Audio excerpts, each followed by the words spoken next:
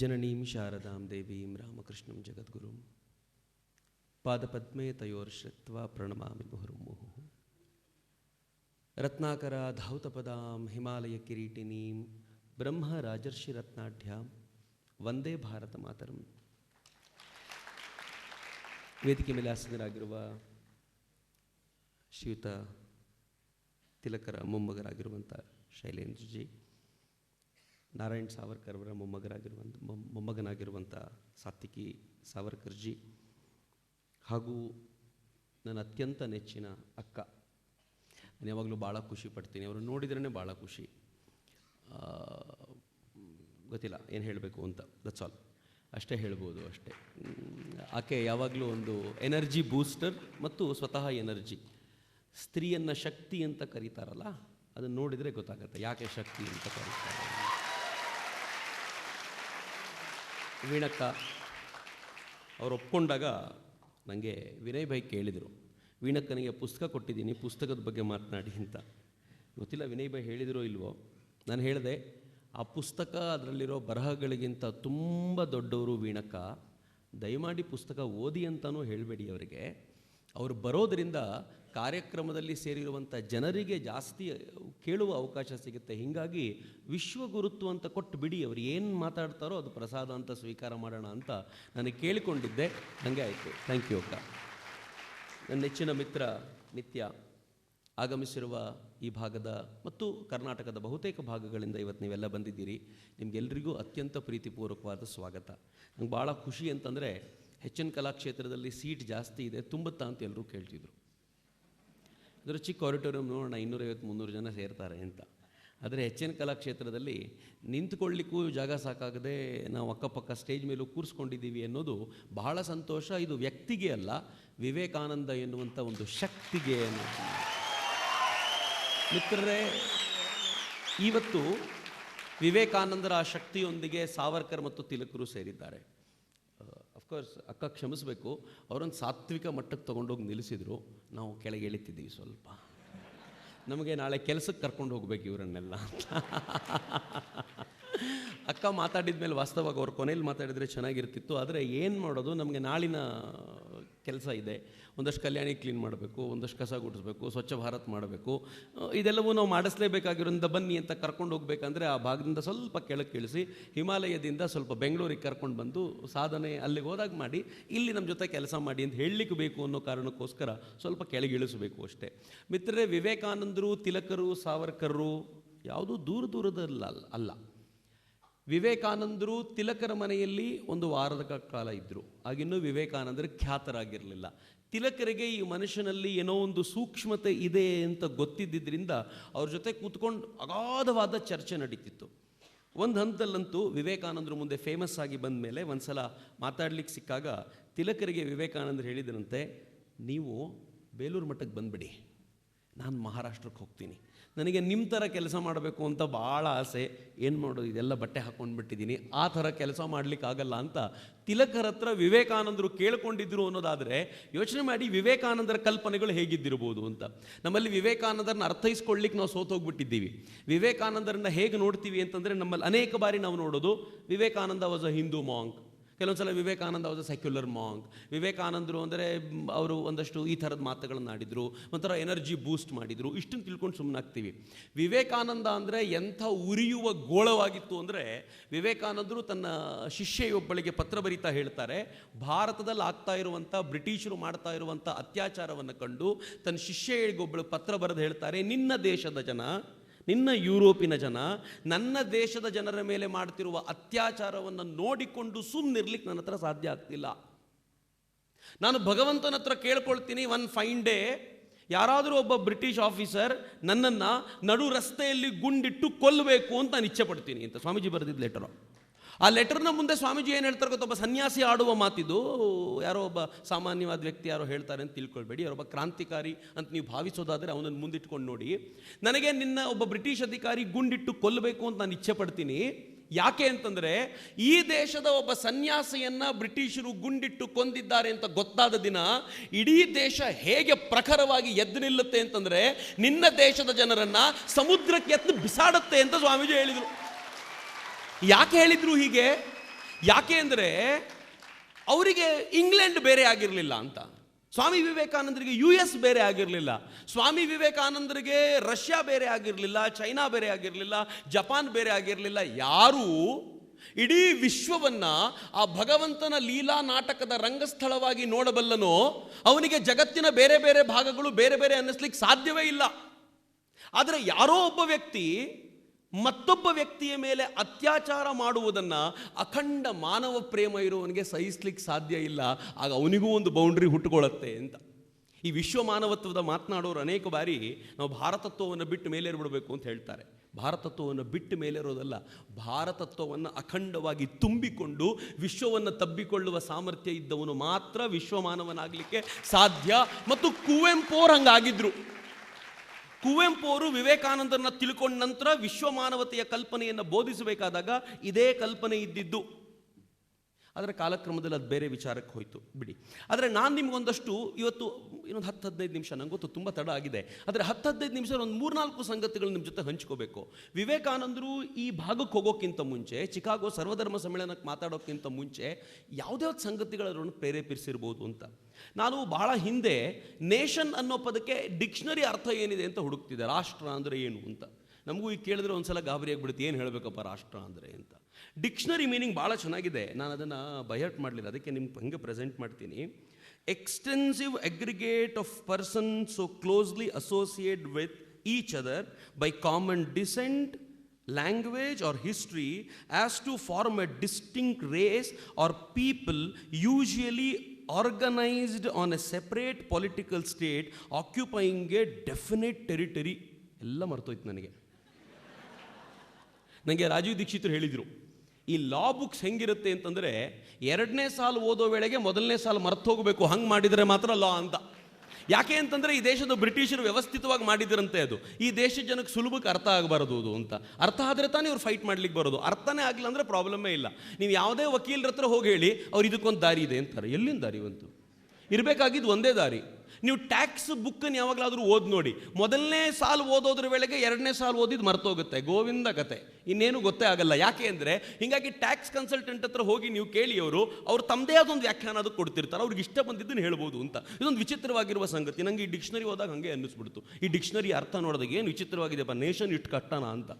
ಆದರೆ ಆಮೇಲೆ ಸುಮ್ಮನೆ ನಾನು ಯೋಚನೆ ಮಾಡಿದಾಗ ಅನ್ನಿಸ್ತು, ಪರಂಪರೆ, ಇತಿಹಾಸ, ಒಂದು ಭಾಷೆ, ಈ ಥರ ಯಾವುದೋ ಒಂದು ವಿಚಾರಗಳಿಂದ ಬಂಧಿತವಾಗಿರುವಂಥ ಒಂದು ಜನಾಂಗ ಒಂದು ಪೊಲಿಟಿಕಲ್ ಸ್ಟೇಟ್ನಲ್ಲಿ ಒಟ್ಟಾಗಿರಬೇಕಾದಾಗ ಅದು ನೇಷನ್ ಅಂತ ಕರಿಬೋದು ಅಂತ ಸ್ಥೂಲವಾಗಿ ಅರ್ಥ ಮಾಡ್ಕೋಬೋದು ಅಂತ. ಆದರೆ ಯೋಚನೆ ಮಾಡಿ ಮಿತ್ರರೇ, ಇಸ್ರೇಲ್ ಅನ್ನೋಂಥ ಒಂದು ರಾಷ್ಟ್ರ, ಜೆರೂಸಲಂನ ಅರಬ್ಬರು ಆಕ್ರಮಿಸಿಕೊಂಡಾಗ, ಕ್ರಿಸ್ತಶಕ 600ನೇ ಆಸ್ಪಾಸ್ನಲ್ಲಿ ಆಕ್ರಮಿಸಿಕೊಂಡಾಗ ಅವರನ್ನು ಪೂರ್ತಿ ಉದ್ಧ್ವಸ್ತಗೊಳಿಸಿ ಓಡಿಸಿಬಿಟ್ರು. ಪೊಲಿಟಿಕಲ್ ಸ್ಟೇಟೇ ಇರಲಿಲ್ಲ ಅವರಿಗೆ, ಒಂದು ಡೆಫಿನೆಟ್ ಟೆರಿಟರಿ ಅಂತ ಇರಲಿಲ್ಲ. ಇಡೀ ಜಗತ್ತಿಗೆ ಹಬ್ಬಿಸಿಕೊಂಡ್ಬಿಟ್ಟಿದ್ರು. ಆನಂತರ ಅರಬ್ಬರಿಂದ ಅದನ್ನು ಮತ್ತೊಬ್ಬರು ಕಿತ್ಕೊಂಡ್ರು. ಒಟ್ಟಲ್ಲಿ ಇವ್ರು ಮಾತ್ರ ಇರಲಿಲ್ಲ, ಅದರ ನೆನ್ಪಿಟ್ಕೊಳ್ಳಿ. ಆದರೆ ಇವರಿಗೆ ಆ ಪರಂಪರೆ ಹಾಗೆ ಉಳಿದಿತ್ತು, ಅವರ ಲ್ಯಾಂಗ್ವೇಜ್ ಹಾಗೆ ಉಳಿದಿತ್ತು, ಅವ್ರ ಹಿಸ್ಟ್ರಿ ಹಾಗೆ ಉಳಿದಿತ್ತು. ಅದನ್ನು ನೆನಪಿಟ್ಕೊಂಡು ಹೇಗೆ ವಾಪಸ್ ಬಂದು ಜೆರೂಸಲಮಲ್ಲಿ ಕೂತ್ಕೊಂಡ್ರು ಅಂತಂದರೆ, ಇಡೀ ತಮ್ಮ ಇಸ್ರೇಲ್ನ ವಾಪಸ್ ಕಟ್ಕೊಂಡು ಸುತ್ತಲೂ ಇರೋರಿಗೆ ಎದೆ ಕಟ್ಕೊಂಡು ನಿಂತು ಹೇಳಿದ್ರು, ಇವತ್ತೊಂದು ಪೊಲಿಟಿಕಲ್ ಸ್ಟೇಟ್ ನಮಗಿದೆ, ಇದು ನಮ್ಮ ನೇಷನ್ನು ಅಂತ ಹೆಮ್ಮೆಯಿಂದ ಹೇಳಲಿಕ್ಕೆ ಸಾಧ್ಯ ಆಯಿತು ಅಂತ. ಇತಿಹಾಸವನ್ನು ಒಂದ್ಸಲ ಗಮನಿಸಿ ನೋಡಿ, ಎಷ್ಟು ವಿಚಿತ್ರವಾಗಿದೆ. ಒಂದು ಧರ್ಮ ಏಕಾಏಕಿ ಹುಟ್ಕೊಳ್ಳುತ್ತೆ, ಅವರಿಗೆ ಪೊಲಿಟಿಕಲ್ ಸ್ಟೇಟ್ ಅಂತ ಏನಿರಲಿಲ್ಲ. ಏಕಾಏಕಿ ಹುಟ್ಟುಕೊಂಡು ವಾರಿಯರ್ ರೇಸ್ಗಳನ್ನು ಸೃಷ್ಟಿ ಮಾಡಿ ಜಗತ್ತನ್ನೆಲ್ಲ ಈ ಧರ್ಮದ ಮೂಲಕ ಆಳಬೇಕು ಅಂತ ಇಸ್ಲಾಂ ಜಗತ್ತಿಗೆ ವ್ಯಾಪಕವಾಗಿ ಹೊರಡುತ್ತೆ. ಇಸ್ಲಾಂ ಭಾರತಕ್ಕೆ ಬಂದಾಗ ಭಾರತ ಹೇಗಿತ್ತು ಅಂತಂದ್ರೆ ಜಗತ್ತಿನ ಮೋಸ್ಟ್ ಪೀಸ್ಫುಲ್ ಕಂಟ್ರಿ ಭಾರತ. ಈ ದೇಶಕ್ಕೆ ಬಂದಂಥ ಇಸ್ಲಾಂ ಯಾವ ಪರಿ ಈ ದೇಶದ ಜನರನ್ನು ಬುಚರ್ ಮಾಡ್ತು ಅನ್ನೋದನ್ನ ನಾವು ಇವತ್ತು ಕೂತ್ಕೊಂಡು ಇಮ್ಯಾಜಿನ್ ಮಾಡಲಿಕ್ಕೂ ಸಾಧ್ಯ ಇಲ್ಲ. ಭಾಳ ಸಂಕಟ ಆಗುತ್ತೆ. ಅಫ್ಕೋರ್ಸ್ ಎಲ್ಲ ಕಾಸ್ಮಿಕ್ ಅರೇಂಜ್ಮೆಂಟ್ಸು ಭಗವಂತ ಇಚ್ಛೆ ಪಟ್ಟಿದ್ದಾನೆ, ಮಾಡಿದ್ದಾನೆ, ನಾನೆಲ್ಲ ಒಪ್ಕೋತೀನಿ. ಆದರೆ ಈ ಒಪ್ಪಿಕೊಂಡ ನಂತರವೂ ಕೂಡ ಈ ಕಾಸ್ಮಿಕ್ ಅರೇಂಜ್ಮೆಂಟನ್ನು ಸಹಿಸ್ಕೋಬೇಕಾದ್ರೆ ಭಾಳ ಕಷ್ಟ ಆಗಿಬಿಡುತ್ತೆ. ನಾನು ಪ್ರಾಮಾಣಿಕವಾಗಿ ಹೇಳ್ತೀನಿ, ಅಫ್ಕೋರ್ಸ್ ನಾನು ಕನ್ನಡಿಗ ಅನ್ನೋದಕ್ಕೆ ತುಂಬ ಹೆಮ್ಮೆ ಇದೆ. ಆದರೆ ಯಾರೋ ಒಬ್ಬ ಕರ್ನಾಟಕ ಅಂತ ಬೈದ ಅಂತ ಹೇಳ್ಕೊಂಡು ನಿಲ್ಲಿಸ್ಕೊಂಡು 4 ಬಾರಿಸೋದನ್ನು ಟಿ ವಿಯಲ್ಲಿ ಚಪ್ಪರಿಸ್ಕೊಂಡು ತೋರಿಸೋದನ್ನು ನೋಡಬೇಕಾದ್ರೆ ಯಾಕೋ ಇದು ಸರಿ ಇಲ್ಲ ಅಂತ ಅನಿಸುತ್ತೆ, ಹೊಡಿಬಾರ್ದು ಅಂತ ನನಗೆಲ್ಲೋ ಸಂಕಟ ಆಗುತ್ತೆ. ಗೊತ್ತಿಲ್ಲ ನನಗೆ ಈ ಸಂಕಟ ಆಗೋದು ಸರಿನೋ ತಪ್ಪೋ. ನಾಳೆ ಬೆಳಗ್ಗೆ ಈ ವಿಡಿಯೋ ನೋಡಿದಾಗ ಯಾರೋ ಬೈಬೋದು, ಚಕ್ರವರ್ತಿ ಕನ್ನಡಿಗನೇ ಅಲ್ಲ ಅಂತ. ಆಯ್ತು, ಎಲ್ಲದಕ್ಕೂ ನಮಸ್ಕಾರ, ನಾನು ಒಪ್ಕೋತೀನಿ, ಅದನ್ನು ನೀವೇನು ಹೇಳಿದ್ರು ಸ್ವೀಕಾರ ಮಾಡ್ತೀನಿ. ಆದರೆ ಯೋಚನೆ ಮಾಡಿ, ಈ ಥರ ಬುಚರಿಂಗ್ ನಡೀತಾ ಇರಬೇಕಾದ್ರೆ ಯಾರೂ ಸುಮ್ಮನೆ ಇರ್ಲಿಕ್ಕೆ ಆಗ್ತಿರ್ಲಿಲ್ಲ ಅಂತ. ಆದರೆ ಗೊತ್ತಿರಲಿ, ಯಾವ ಇಸ್ಲಾಂಗೆ ಬುಚರಿಂಗ್ ಮಾಡಲಿಕ್ಕೆ ತರ್ಕಿಸ್ತಾನದ ಅವಕಾಶ ಸಿಕ್ತೋ ಅದೇ ತುರ್ಕಿಸ್ತಾನ ಪೂರ್ತಿ ಧ್ವಂಸವಾಗಿ ಹೋಗೇ ಬಿಡ್ತಲ್ಲ. ಜಗತ್ತನ್ನು ಆಳಬೇಕು ಅಂತ ಹೊರಟವರು ತಮ್ಮ ನಾಡಿನಲ್ಲಿ ತಾವೇ ಕಿತ್ತಾಡುವಂಥ ಪರಿಸ್ಥಿತಿಗೆ ಬಂತು. ಆದರೆ ಎಲ್ಲೋ ಒಂದು ಕಡೆ ತಾವು ಬೆಳಿಬೇಕಾದಾಗ ಏನು ಬೇಕು ಅನ್ನೋ ಕಲ್ಪನೆಗೆ ಜಗತ್ತು ಸೆಟ್ ಆಗುವಂಥ ವ್ಯವಸ್ಥೆ ಸಿಕ್ಕಿತ್ತು.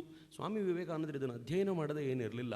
ಅವ್ರಿಗೆ ಗೊತ್ತಿತ್ತು ಜಗತ್ತಿನಲ್ಲಿ ಏನೆಲ್ಲ ನಡೀತಿದೆ ಅಂತ. ಸ್ವಾಮಿ ವಿವೇಕಾನಂದರು ಎಷ್ಟು ಸುಂದರವಾದ ಬದುಕು ಅವರದ್ದು ಅಂತಂದರೆ, ಶ್ರೀಮಂತಿಕೆಯಲ್ಲಿ ಬೆಳೆದವರು, ಭಗವಂತ ಎಲ್ಲವನ್ನೂ ತೋರಿಸಿಬಿಟ್ಟ ಅವರಿಗೆ. ಶ್ರೀಮಂತಿಕೆಯಲ್ಲಿ ಬೆಳೆದರು, ತಂದೆ ತೀರ್ಕೊಂಡ ನಂತರ ಅತ್ಯಂತ ಕಡು ಬಡತನಕ್ಕೆ ಹೋದರು. ಎಷ್ಟು ಕಡು ಬಡತನ ಅಂತಂದರೆ, ವಿವೇಕಾನಂದರು ತಮ್ಮ ಜೀವನದಲ್ಲಿ ಒಂದ್ಸಲ ತಾವೇ ಹೇಳ್ಕೊಳ್ತಾರೆ, ಎಷ್ಟು ಬಡತನ ಬಂದ್ಬಿಟ್ಟಿತ್ತು ನಮಗಾಗೆ ಅಂದರೆ, ನಾನು ಮನೆಗೆ ಬರ್ತಿದ್ದೆ ಕಾಲೇಜು ಮುಗಿಸ್ಕೊಂಡು, ಮನೆಗೆ ಬಂದಾಗ ನೋಡ್ತಿದ್ದೆ ಪಾತ್ರೆಯಲ್ಲಿ ಮನೆಯಲ್ಲಿ 3 ಜನಕ್ಕೆ ಸಾಕಾಗುವಷ್ಟು ಅನ್ನ ಇರ್ತಿತ್ತು. ನಾನೊಬ್ಬ ಊಟ ಮಾಡಿದರೆ ಒಬ್ಬರಿಗೆ ಕಡಿಮೆ ಆಗತ್ತೆ ಅಂತ ಸ್ವಾಮೀಜಿ ಚಾರ್ಪಾಯಿ ಮೇಲೆ ಒಂದು ಮಂಚದ ಮೇಲೆ ಮಲ್ಕೊಂಡು, ಅಮ್ಮ ನನ್ನ ಗೆಳೆಯರ ಮನೇಲಿ ಊಟ ಮಾಡ್ಕೊಂಡು ಬಂದ್ಬಿಟ್ಟಿದ್ದೀನಿ, ನೀವು ಊಟ ಮಾಡ್ಕೊಂಡು ಬಿಡಿ ಅಂತ ಮಲಗಿಬಿಡ್ತಿದ್ರಂತೆ ಸ್ವಾಮೀಜಿನೇ ಹೇಳ್ಕೊಳ್ತಾರೆ. ಈ ಸ್ವಾಮೀಜಿ ಅವರ ತಾಯಿ ತಂದೆ, ವಿವೇಕಾನಂದರ ತಂದೆ ಇಲ್ಲಾಗ ಹೇಳ್ತಾರೆ, ನೀನು ಯಾವಾಗ ನೋಡಿದ್ರು ದೇವರು ದೇವರು ಅಂತ ಹೇಳ್ತಿರ್ತೀಯ. ಹಾಗೆ ನೋಡಿದ್ರೆ ದೇವರು ಅಂತ ತುಂಬ ಪೂಜೆ ಮಾಡ್ತಿದ್ದು ವಿವೇಕಾನಂದರ ತಾಯಿನೇ. ವಿವೇಕಾನಂದರು ಬ್ರಹ್ಮ ಸಮಾಜಕ್ಕೆ ಹೋಗಿ ದೇವರನ್ನ ಧಿಕ್ಕರಿಸಿದವರು. ಅಚಾನಕ್ಕಾಗಿ ರಾಮಕೃಷ್ಣರ ಸಂಪರ್ಕ ಬಂದ ನಂತರ ಕಾಳಿ ಕಾಳಿ ಕಾಳಿ ಅನ್ಲಿಕ್ಕೆ ಶುರು ಮಾಡಿದವರು. ಅದನ್ನು ಕೇಳಿದ ಅವರ ತಾಯಿ ಹೇಳ್ತಾರೆ, ದೇವರು ದೇವರು ದೇವರು ಅಂತಿರ್ತೀಯ, ರಾಮಕೃಷ್ಣ ರಾಮಕೃಷ್ಣ ಅಂತ ಹೋಗ್ತಿರ್ತೀಯ, ಅಲ್ಲಿಗೆ ಹೋಗಿ ಕೇಳ್ಕೊಂಡು ಬಾ, ದೇವ್ರೇನಾದರೂ ಕೊಡ್ತಾರ ಅಂತ ಕೇಳ್ಕೊಂಡು ಬಾ ಅಂತ. ವಿವೇಕಾನಂದರಲ್ಲಿ ಹೋಗಿ ಕೇಳ್ತಾರೆ, ನಮ್ಮ ಮನೆಗೆ ಏನಾದರೂ ಒಳ್ಳೇದು ಮಾಡ್ರಿ. ಈ ವಿವೇಕಾನಂದರು ದಿಗ್ವಿಜಯ ದಿವಸ ಆಚರಣೆ ಮಾಡ್ಲಿಕ್ಕೆ ನಿಂತಿದ್ದೀವಿ, ಜಗತ್ತನ್ನು ಗೆದ್ದವರು. ಮೊದಲು ಹೋಗಿ ಕೇಳ್ಕೊಂಡಿದ್ದು, ನಮ್ಮ ಮನೆಗೆ ಒಂದು ಒಳ್ಳೇದು ಮಾಡಿದ್ರಿ, ಊಟಕ್ಕೆ ಗತಿ ಇಲ್ಲ ನಮಗೆ, ನೀವು ಏನು ಕೇಳಿದ್ರು ಕಾಳಿ ಕೊಡ್ತಾಳಂತೆ, ಸ್ವಲ್ಪ ಕೊಡು ಸರಿ ಅಂತ. ರಾಮಕೃಷ್ಣರು ಹೇಳಿದ್ರು, ನಾನು ಯಾಕೆ ಕೇಳಲಿ, ನಿನ್ನ ಕೆಲಸ ನೀನು ಮಾಡ್ಕೊ, ಹೋಗಿ ನೀನೇ ಕೇಳ್ಕೊ ಅಂತ. ಏನು ಗುರು, ಏನು ಶಿಷ್ಯ. ಹೋಗಿ ನೇರವಾಗಿ ಪ್ರಶ್ನೆ ಮಾಡಲಿಕ್ಕೆ ಅಂತ ನಿಂತರೆ, ಕಾಳಿನ ಕೇಳಬೇಕು ಅಂತ ನಿಂತರೆ, ಆ ಮಹಾಮೂರ್ತಿಯನ್ನು ಕಂಡಾಗ ಅದು ಅಕ್ಕ ಹೇಳಿದ್ರಲ್ಲ, ನಮ್ಮ ಪ್ರತಿಯೊಬ್ಬರ ತುಡಿತ ನಾನು ಎಲ್ಲಿಂದ ಬಂದೆ ಅನ್ನೋದು ಹುಡುಕೋದು ಅಂತ. ಕೆಲವರಿಗೆ ಬೇಗ ಆನ್ಸರ್ ಸಿಗುತ್ತೆ, ಕೆಲವರಿಗೆ ಈ ಜೀವ ಕಳೆದ್ರೂ ಆನ್ಸರ್ ಸಿಗಲ್ಲ, ಮುಂದಿನ ಜನ್ಮ ಮತ್ತೊಂದು ಸಲ ಟ್ರೈ ಮಾಡ್ತಾ ಇರ್ತೀವಿ, ಒಟ್ಟಲ್ಲಿ ಹುಡುಕೋಬೇಕು ನಾವು ಅಂತ. ವಿವೇಕಾನಂದರಿಗೆ ಆನ್ಸರ್ ಎಷ್ಟು ಬೇಗನೆ ಸಿಕ್ಕಿತ್ತು ಅಂದರೆ, ಕಾಳಿಯನ್ನು ನೋಡಿದ ತಕ್ಷಣ ನನಗೆ ಜ್ಞಾನ ಭಕ್ತಿ ವೈರಾಗ್ಯ ಕೊಡು, ನಾನು ಯಾಕೆ ನಮ್ಮನೇದನ್ನು ಕೇಳಕ್ಕೆ ನಿನ್ನ ಹತ್ರ ಬರಲಿ ಅಂತ ಅಲ್ಲಿ ಎದುರುಗಡೆ ಕೇಳಿದರು. 3 ಸಲ ಫೇಲ್ ಆದರು, ವಾಪಸ್ ಹೋದರು. ರಾಮಕೃಷ್ಣರ ಸಮಾಧಾನ ಮಾಡಿ ಕಳಿಸಿದ್ರು, ಸ್ವಲ್ಪ ಸರಿ ಹೋಯಿತು. ಸ್ವಲ್ಪ ದಿನ ಆದಮೇಲೆ ವಾಪಸ್ ಬಂದರಂತೆ. ಬಂದು ಕೇಳಿದರು, ನಂಗೆ ತುಂಬ ನೋವಾಗ್ತಿದೆ ಇವತ್ತು. ರಾಮಕೃಷ್ಣರು ಯಾಕೆ ಅಂತ ಕೇಳಿದರೆ, ಕಲ್ಕತ್ತದ ಜನ ಕ್ಷಾಮದಿಂದ ನರಳುತ್ತಾ ಇದ್ದಾರೆ, ಅವ್ರಿಗೇನಾದರೂ ಒಳ್ಳೇದು ಮಾಡಲಿಕ್ಕೆ ಕೇಳ್ರಿ ನಿಮ್ಮ ಕಾಳಿ ಹತ್ರ ಅಂತ. ರಾಮಕೃಷ್ಣರು ಈ ಸಲ ಆನ್ಸರ್ ಮಾಡಲಿಲ್ಲ, ಚಪ್ಪಾಳೆ ತಟ್ಟಿದ್ರು, ಶಬಾಷ್. ವಿವೇಕಾನಂದರು ಕೇಳಿದ್ರು, ಒಳ್ಳೇದು ಮಾಡಿದರೆ ಶಬಾಷ್ ಅಂತಿರಲ್ಲ, ನೋಡು ಒಂದಿನ ನೀನು ಮನೆಗೋಸ್ಕರ ಕೇಳಲಿಕ್ಕೆ ಬಂದಿದ್ದೆ, ಈ ಕಲ್ಕತ್ತಾ ಜನರಿಗೆ ಇನ್ನು ಸ್ವಲ್ಪ ದಿನ ಹೋದ್ಮೇಲೆ ದೇಶಕ್ಕೆ ಒಳ್ಳೇದು ಮಾಡು ಅಂತ ಕೇಳ್ತೀಯಾ, ಆಮೇಲೆ ಜಗತ್ತಿಗೆ ಒಳ್ಳೇದು ಮಾಡು ಅಂತ ಕೇಳ್ತೀಯಾ, ನಿನ್ನ ಬೆಳವಣಿಗೆ ನಾನು ಗಮನಿಸ್ತಿದ್ದೀನಿ ಅಂತ. ಏನು ಚೆನ್ನಾಗಿದೆ ಡೆವಲಪ್ಮೆಂಟು ಅಂತ. ವಿವೇಕಾನಂದರ ಸಂಕಟ ಹುಟ್ಟಿದ್ದು ಅಲ್ಲಿ. ವಿವೇಕಾನಂದರ ಭಾಷಣ ಯಾಕೆ ಇಟ್ಟು ಪಾಪ್ಯುಲರ್ ಅಂತ ಕೇಳ್ತೀವಲ್ಲ, ಅವ್ರ ಒಟ್ಟಾರೆ ಭಾಷಣ, ಎಜಾಜುದ್ದೀನ್ ಅಂತ ಒಬ್ರು ಇದ್ರು, ಗೊತ್ತಿಲ್ಲ ಎಷ್ಟು ಜನ ಕೇಳಿದ್ದೀರೋ ಅಂತ. ಅವ್ರಿಗೆ ಕಾಲಿರಲಿಲ್ಲ, ಆದರೆ ವಿವೇಕಾನಂದರ ಬಗ್ಗೆ ಮಾತನಾಡ್ಬೇಕಾದ್ರೆ ಭಾವುಕರಾಗಿ ಮಾತನಾಡ್ತಿದ್ರು. ಅವರೊಂದ್ಸಲ ಮಾತನಾಡ್ತಾ ಹೇಳಿದ್ರು, ಚಕ್ರವರ್ತಿ ಭೈ ಜಾನ್ತೆ ಹೋ ವಿವೇಕಾನಂದನೇ ಕ್ಯಾ ಕಿಯಾ. ನಾನು ಹೇಳಿದೆ, ಏನು ಮಾಡಿದರು? ಅವರಂದರು 3.5 ಮಿನಿಟ್ ಕಾ ಭಾಷಣ ಕಿಯಾ, 3.5 ನಿಮಿಷದ ಭಾಷಣ ಮಾಡಿದರು. ಗೊತ್ತಿತ್ತು ಅನ್ನೋ ಥರ ಇದ್ದೆ ನಾನು. ಅದರ ಪರಿಣಾಮ 3.5 ವರ್ಷ ಅಮೆರಿಕ ತಿರುಗಾಡಬೇಕಾಗಿ ಬಂತು. ನೋಡು ಹೆಂಗಿತ್ತು ಭಾಷಣ ಅದು ಅಂತ. ಏನು ಚಂದದ ವ್ಯಾಖ್ಯೆ ಇರ್ಬೋದು ಅದು. 3.5 ನಿಮಿಷದ ಭಾಷಣದ ಪ್ರಭಾವ 3.5 ವರ್ಷ ಅಮೆರಿಕ ತಿರುಗಾಡಬೇಕಾದ ಪರಿಸ್ಥಿತಿ ತಂತು. ಆದರೆ ಆ ಭಾಷಣದಲ್ಲಿ ಇದ್ದಿದ್ದೇನು? Sisters and brothers of Bangalore who have gathered here. ಚಪ್ಪಾಳೆ ಹೊಡಿಲಿಲ್ಲ ಯಾರು. ಆದರೆ ವಿವೇಕಾನಂದರು sisters and brothers of America ಅಂತ ಹೇಳಬೇಕಾದ್ರೆ ಯಾಕೆ ಚಪ್ಪಾಳೆ ಬಿತ್ತು ಗೊತ್ತಾ? ಅವ್ರಿಗೇನು ಸಿಸ್ಟರ್ಸ್ ಆ್ಯಂಡ್ ಬ್ರದರ್ಸ್ ಗೊತ್ತಿರಲಿಲ್ಲ ಅಂತಲ್ಲ, ಆದರೆ ವಿವೇಕಾನಂದರ ಒಳಗಿರುವಂಥ ಮಡುಗಟ್ಟಿದ ಭಾವನೆಗಳಿದ್ವಲ್ಲ, ಆ ಭಾವನೆಗಳು ಹೇಗೆ ಹೊರಗೆ ಬರ್ತಿತ್ತು ಅಂತಂದರೆ, ಇಡೀ ಜಗತ್ತನ್ನು ಆವರಿಸಿಕೊಳ್ಳೇಬೇಕಿತ್ತು ಅದು. ಯಾವಾಗ ಈ ಮಡುಗಟ್ಟಿದ ಭಾವನೆಗಳು ಕಿತ್ಕೊಂಡು ಬರ್ತಾವೋ, ಅದು ಜಗತ್ತನ್ನು ಆವರಿಸ್ಕೊಳ್ಳದೆ ಇರ್ಲಿಕ್ಕೆ ಸಾಧ್ಯವೇ ಇಲ್ಲ. ಈ ಭಾವನೆಗಳು ವಿವೇಕಾನಂದರನ್ನ ಚೆನ್ನಾಗಿ ಬಂಧಿಸಿತ್ತು. ಅವರು ಇಡೀ ದೇಶವನ್ನು ಸುತ್ತಾಡಬೇಕಾದ್ರೆ ಇದನ್ನು ಚೆನ್ನಾಗಿ ನೋಡಿದರು. ನನ್ನ ಭಾರತಕ್ಕಿರುವ ಸಮಸ್ಯೆ ಏನು ಅಂತ ಅರ್ಥೈಸ್ಕೊಂಡ್ರು. ಈ ದೇಶದ ಮೇಲೆ ನಿರಂತರವಾದ ಆಘಾತಗಳು ನಡೆದ ಮೇಲೆ ಈ ದೇಶ ತನ್ನ ಮೂಲ ಸತ್ವದಿಂದ ದೂರ ಬಂದ್ಬಿಟ್ಟಿದೆ ಅಂತ ಗೊತ್ತಾಯ್ತು ಅವರಿಗೆ. ಅವ್ರಿಗೆ ಗೊತ್ತಾಯ್ತು, ಈ ದೇಶದ ಸಾಮಾನ್ಯ ಜನತೆ ಬ್ರಿಟಿಷರ ಬೂಟು ನೆಕ್ಕೋದೇ ಜೀವನ ಅಂತ ತಿಳ್ಕೊಂಡ್ಬಿಟ್ಟಿದೆ ಅಂತ. ಈ ದೇಶದ ಸಾಮಾನ್ಯ ಜನತೆ ಇಂಗ್ಲಿಷನ್ನು ಕಲಿಯೋದ್ರಿಂದ ದೊಡ್ಡವರಾಗಿ ಬಿಡ್ತೀವಿ ಅಂತ ತಿಳ್ಕೊಂಡಿದ್ದಾರೆ ಅಂತ. ಈ ದೇಶದ ಸಾಮಾನ್ಯ ಜನತೆ ಬ್ಯಾರಿಸ್ಟರ್ ಆಗೋದ್ರಿಂದ ಶ್ರೇಷ್ಠನಾಗ್ಬಿಡ್ತೀನಿ ಅಂತ ತಿಳ್ಕೊಂಡಿದ್ದಾರೆ ಅಂತ. ಇದೆಲ್ಲವನ್ನೂ ಅರ್ಥೈಸಿಕೊಂಡ ವಿವೇಕಾನಂದರಿಗೆ ಗೊತ್ತಾಯಿತು, ಈ ದೇಶದ ಜನಕ್ಕೆ ಹೇಳಬೇಕು ಅಂದರೆ ಈ ಭಾಷೆಯಲ್ಲಿ ಹೇಳಬಾರ್ದು, ಮತ್ತೊಂದು ಭಾಷೆಯಲ್ಲಿ ಹೇಳಬೇಕು ಅಂತ. ಅವ್ರಿಗೆ ನೋಡಿದ್ರು ಬ್ರಹ್ಮ ಸಮಾಜದ ರಾಜಾರಾಮ್ ಮೋಹನ್ ರಾಯರು ಏನು ಮಾಡಿದರು. ಬ್ರಹ್ಮ ಸಮಾಜದ ರಾಜಾರಾಮ್ ಮೋಹನ್ ರಾಯರು ಈ ದೇಶದ ಎಲ್ಲ ಪರಂಪರೆಗಳನ್ನು ಧಿಕ್ಕರಿಸಿಕೊಂಡು ಬಂದರು. ನೀವು ಮಾಡುವಂಥ ಮೂರ್ತಿ ಪೂಜೆ ಸರಿ ಇಲ್ಲ ಅಂತಂದರು. ನೀವು ಆಚರಣೆ ಮಾಡುವಂಥ ಯಾವ ಪದ್ಧತಿಯೂ ಸರಿ ಇಲ್ಲ ಅಂತ ಎಲ್ಲವನ್ನು ಧಿಕ್ಕರಿಸಿ ಧಿಕ್ಕರಿಸಿ ಧಿಕ್ಕರಿಸಿ ತಾವೇನೋ ಪ್ರತಿಷ್ಠಾಪಿಸ್ಲಿಕ್ಕೆ ನೋಡಿದ್ರು, ಸಮಾಜ ಅದನ್ನು ಧಿಕ್ಕರಿಸಿತು. ದಯಾನಂದ ಸರಸ್ವತಿಯವರು ಬಂದರು, ಆರ್ಯ ಸಮಾಜವನ್ನು ಕಟ್ಟಿದ್ರು. ಅವರು ಸೆಲೆಕ್ಟಿವ್ ಆಗಿ ಧಿಕ್ಕರಿಸಿ ಹೊರಗಿಂದ ಬಂದಿದ್ದೆಲ್ಲವೂ ಸರಿ ಇಲ್ಲ ಅಂತ ಹೇಳಲಿಕ್ಕೆ ಶುರು ಮಾಡಿಬಿಟ್ರು. ಸಮಾಜ ಕಾಲಕ್ರಮದಲ್ಲಿ ಅದನ್ನು ಯೋಚನೆ ಮಾಡ್ತಾ ಗಮನಿಸ್ತು. ವಿವೇಕಾನಂದರು ಇವೆಲ್ಲವನ್ನು ಮುಂದಿಟ್ಟುಕೊಂಡು ಇಸ್ಲಾಮಿನ, ಕ್ರಿಶ್ಚಿಯಾನಿಟಿಯ, ಇಸ್ರೇಲ್ನ ಕಲ್ಪನೆಗಳನ್ನು ತನ್ನ ತೆಕ್ಕೆಯಲ್ಲಿಟ್ಟುಕೊಂಡು ಈ ಕಡೆ ಭಾರತದ ಚಿಂತನೆಗಳನ್ನು ಮುಂದಿಟ್ಟುಕೊಂಡು ಯುರೋಪಿಗೆ ಹೋಗಬೇಕಾದ್ರೆ ಸ್ಪಷ್ಟವಾಗಿ ನಿಶ್ಚಯ ಮಾಡಿ ಹೋಗಿದ್ರು. ಅಮೇರಿಕಾದಲ್ಲಿ ತಾನು ಮಾಡಬೇಕಾದನ್ನು ಮಾಡಿ ಯುರೋಪ್ನಲ್ಲಿ ಕಾಲಿಟ್ಟು ನನ್ನ ಭಾರತವನ್ನು ಪುನರ್ಸ್ಥಾಪಿಸಬೇಕು ಅನ್ನೋ ಸಂಕಲ್ಪದೊಂದಿಗೆ ಹೋಗಿದ್ರು. ಡೋಂಟ್ ಥಿಂಕ್ ವಿವೇಕಾನಂದರು ಹೋಗಿದ್ದು ಫ್ಲೂಕು, ಯಾವುದೋ ಒಂದು ಅಪರೂಪದ ಕಾರ್ಯಕ್ರಮದಲ್ಲಿ ಏನೋ ಅಪರೂಪದ ಭಾಷಣ ಮಾಡಿಬಿಟ್ರು, ಪಾಪ್ಯುಲರ್ ಆಗಿಬಿಟ್ರು ಅಂತ ತಿಳ್ಕೊಳ್ಬೇಡಿ. ವಿವೇಕಾನಂದರು ಗುಜರಾತ್ನಲ್ಲಿ ವಾಂಡರಿಂಗ್ ಮಾಂಕ್ ಆಗಿ ತಿರುಗಾಡ್ತಿರ್ಬೇಕಾದ್ರೆ ಗುಜರಾತ್ನಲ್ಲಿದ್ದಾಗ ವಿವೇಕಾನಂದರಿಗೆ ಅಲ್ಲಿದ್ದಂಥ ಒಬ್ಬ ಗುಜರಾತಿ ಪಂಡಿತರು ಹೇಳಿದರು, ಒಂದಿನ ನೀನು ಈ ವಿಶ್ವ ಸಮ್ಮೇಳನ ನಡೀತಿದೆ, ಅಲ್ಲಿಗೆ ಯಾಕೆ ಹೋಗಬಾರ್ದು ಅಂತ. ಅಲ್ಲಿವರೆಗೂ ಸ್ವಾಮೀಜಿಗೆ ಗೊತ್ತಿರಲಿಲ್ಲ. ಅದನ್ನು ನೋಡಿ ನಾನು ಹೋಗ್ತೀನಿ ಅಂತ ನಿಶ್ಚಯ ಮಾಡಿದರು ಅಷ್ಟೇ. ಹೋಗೋದು ಹೆಂಗೆ ಅಂತ ಗೊತ್ತಿಲ್ಲ, ದುಡ್ಡಿಲ್ಲ ಅವ್ರ ಹತ್ರ. ಅವ್ರ ಸೋದರ ಸನ್ಯಾಸಿ ಒಬ್ಬ ಬಂದಾಗ ವಿವೇಕಾನಂದರು ಒಂದು ಪೇಪರ್ ಕಟ್ಟಿಂಗ್ ತೋರಿಸಿದರು. ಆ ಪೇಪರ್ ಕಟ್ಟಿಂಗಲ್ಲಿ ಚಿಕಾಗೋ ಸರ್ವಧರ್ಮ ಸಮ್ಮೇಳನ ಎಲ್ಲ ಜೋರಾಗಿ ನಡೀತಿದೆ ಅಂತಂದಾಗ ವಿವೇಕಾನಂದರು ಹೇಳಿದರು, ಇದು ಯಾರಿಗೋಸ್ಕರ ನಡೀತಿದೆ ಗೊತ್ತಾ? ಸನ್ಯಾಸಿಗೆ ಹೇಳಿದರು, ಯಾರಿಗೆ? ಇವನಿಗೆ ಅಂದರೆ ನನಗೆ ಅಲ್ಲ. ಅಕ್ಕ ಹೇಳಿದ್ರಲ್ಲ, the master is speaking, it is for that master. ಆ ಮಾಸ್ಟರಿಗೋಸ್ಕರ ಇಡೀ ವೇದಿಕೆ ಸಜ್ಜಾಗ್ತಿದೆ ಅಂತ ಸೋದರ ಸನ್ಯಾಸಿ ನಕ್ಬಿಟ್ರು. ಸ್ವಾಮೀಜಿ ತುಂಬ ಸುತ್ತಾಡಿದ್ರಿಂದ ಸುಸ್ತಾಗಿರ್ಬೋದು ಅಂತ ಅಂದ್ಕೊಂಡಿರ್ಬೋದು ಅವರು. ಆದರೆ ವಿವೇಕಾನಂದರ ಆ ವೇದಿಕೆ ಮೇಲೆ ನಿಂತು ಭಾಷಣ ಮಾಡಿ ಅದು ವಿವೇಕಾನಂದರು ಅಂತ ಸೋದರ ಸನ್ಯಾಸಿಗಳಿಗೆ ಗೊತ್ತಾಗನ್ನಿಸ್ತು, ನಮ್ಮ ನರೇನ್ನೇ ಭಾಷಣ ಮಾಡಿರೋದು ಅಂತ. ಆ ಭಾಷಣದ ಪ್ರಭಾವ ಹೆಂಗಾಯಿತು ಅಂದರೆ ಮಿತ್ರರೇ, ಮುಂದೆ 1917ರಲ್ಲಿ ವಿವೇಕಾನಂದರು ತೀರ್ಕೊಂಡು 15 ವರ್ಷದ ನಂತರ ಆನಿ ಬೆಸೆಂಟ್ ಒಂದು ಮಾತನಾಡ್ತಾ ತುಂಬ ಸುಂದರವಾಗಿ ಹೇಳ್ತಾರೆ. ಭಾರತದಲ್ಲಿ ವಿವೇಕಾನಂದರು ತೀರ್ಕೊಳ್ಳೋವರೆಗೂ ಒಂದು ಹಂತ ಅಲ್ಲ, ವಿವೇಕಾನಂದರು ತೀರ್ಕೊಂಡ 2ನೇ ಭಾಗ ಹೇಗಿತ್ತು ಅಂದರೆ ಇದ್ದಕ್ಕಿದ್ದಂತೆ ಸ್ವಾತಂತ್ರ್ಯದ ಚಳುವಳಿ ತೀವ್ರಗೊಂಡ್ಬಿಡ್ತು. ಪ್ರತಿಯೊಬ್ಬರ ಹೃದಯದಲ್ಲೂ ಸ್ವಾತಂತ್ರ್ಯ ಬೇಕು ಅನ್ನುವಂಥ ಹುಚ್ಚು ಆವರಿಸ್ಕೊಳ್ಳಿಕ್ಕೆ ಶುರುವಾಯಿತು. ಅದರ ಮೂಲ ಪ್ರೇರಣೆ ಎಲ್ಲಿಂದ ಹುಟ್ಟಿತು ಅಂತ ಕೇಳಿದರೆ ವಿವೇಕಾನಂದರಿಂದ ಹುಟ್ಟಿತು ಅಂತ ಅನೇಕ ದೊಡ್ಡದರ ಸ್ವಾತಂತ್ರ್ಯ ಹೋರಾಟಗಾರರು ಹೇಳಿಬಿಟ್ರು. ಸ್ವಾಮೀಜಿ ಇಲ್ಲದೆ ಹೋಗಿದ್ದಿದ್ರೆ ಈ ಥರದೊಂದು ಪ್ರೇರಣೆ ಹುಟ್ಟುತ್ತಿರಲಿಲ್ಲ ಅಂತ. ಆನಿ ಬೆಸೆಂಟ್ ತುಂಬ ಸ್ಪಷ್ಟವಾಗಿ ಹೇಳಿದರು, ಭಾರತದಲ್ಲಿ ಹೊಸ ರಾಷ್ಟ್ರೀಯತೆ ಉದಯಿಸಲಿಕ್ಕೆ ಮುಖ್ಯ ಕಾರಣಗಳೇನು? ಒಂದು 6 ಕಾರಣಗಳನ್ನು ಗುರುತಿಸಿದ್ರು ಅವರು. ಅದರ ಮೊದಲನೇ ಕಾರಣ ಹೇಳಿದರು, ಏಷ್ಯಾ ರೈಸ್ ಆಯಿತು. ಪಾಯಿಂಟ್ 1 ತುಂಬ ಚೆನ್ನಾಗಿದೆ. 2ನೇದು, ಭಾರತದ ವ್ಯಾಪಾರಿಗಳು ಬುದ್ಧಿವಂತರಾದರು, ಭಾರತದ ಹೆಣ್ಣು ಮಕ್ಕಳು ಬುದ್ಧಿವಂತರಾದರು, ಭಾರತದ ಸಮಾಜ ಜಾಗೃತವಾಯಿತು. ಎಲ್ಲಕ್ಕಿಂತ ಮುಖ್ಯವಾಗಿ ಆಕೆ ಪಾಯಿಂಟ್ ಔಟ್ ಮಾಡೋದೇನು ಅಂತಂದರೆ, ಯುರೋಪಿಯನ್ರು ದೇವರಲ್ಲ ಅನ್ನೋದು ಭಾರತೀಯರಿಗೆ ಅರ್ಥ ಆಯಿತು ಅಂತ. ಭಾಳ ಇಂಪಾರ್ಟೆಂಟ್ ಪಾಯಿಂಟ್ ಇದು, ಭಾಳ ಚೆನ್ನಾಗಿದೆ. ಆನಿ ಬೆಸೆಂಟ್ ಈ ವಾಕ್ಯವನ್ನು ಹೇಳೋದನ್ನು ನಾನು ತುಂಬ ಬಾರಿ ಯೋಚನೆ ಮಾಡ್ತಿದ್ದೆ, ಎಷ್ಟು ಚೆನ್ನಾಗಿದೆ ಅಂತಂದರೆ, ಅಲ್ಲಿವರೆಗೂ ಭಾರತೀಯ ಸಮಾಜ ಏನು ಅನ್ಕೊಂಡಿತ್ತು ಅಂತಂದರೆ, ಯುರೋಪಿಯನ್ರು ಅಂತಂದರೆ ದೇವರು ನಮ್ಮನ್ನು ಆಳ್ಲಿಕ್ಕೋಸ್ಕರವೇ ಬಂದಿರೋದು ಅಂತ ಅನ್ಕೊಂಡಿದ್ರು. ಆದರೆ ಈ ದೇಶದ ಒಬ್ಬ ತರುಣ ಸನ್ಯಾಸಿ ಅಮೆರಿಕಾದ ವೇದಿಕೆ ಮೇಲೆ ನಿಂತ್ಕೊಂಡು ಅಮೆರಿಕಾದನ್ನು ಪ್ರೇರೇಪಣೆ ಮಾಡಿದ ನಂತರ ಯುರೋಪಿಯನ್ರು ಗಾಬರಿ ಬಿದ್ದರು. ಇಡೀ ಅಮೆರಿಕಾನ್ನೇ ಬೆಕ್ಕಸ ಬೆರಗುಗೊಳಿಸಿದ ವಿವೇಕಾನಂದರನ್ನ ತಮ್ಮ ದೇಶಕ್ಕೆ ಕರೆಸ್ಕೊಂಡು ಭಾಷಣ ಮಾಡಿಸ್ತಾ ಇದ್ರು. ಭಾಷಣ ಹೇಗಿತ್ತಂತೆ ಗೊತ್ತಾ?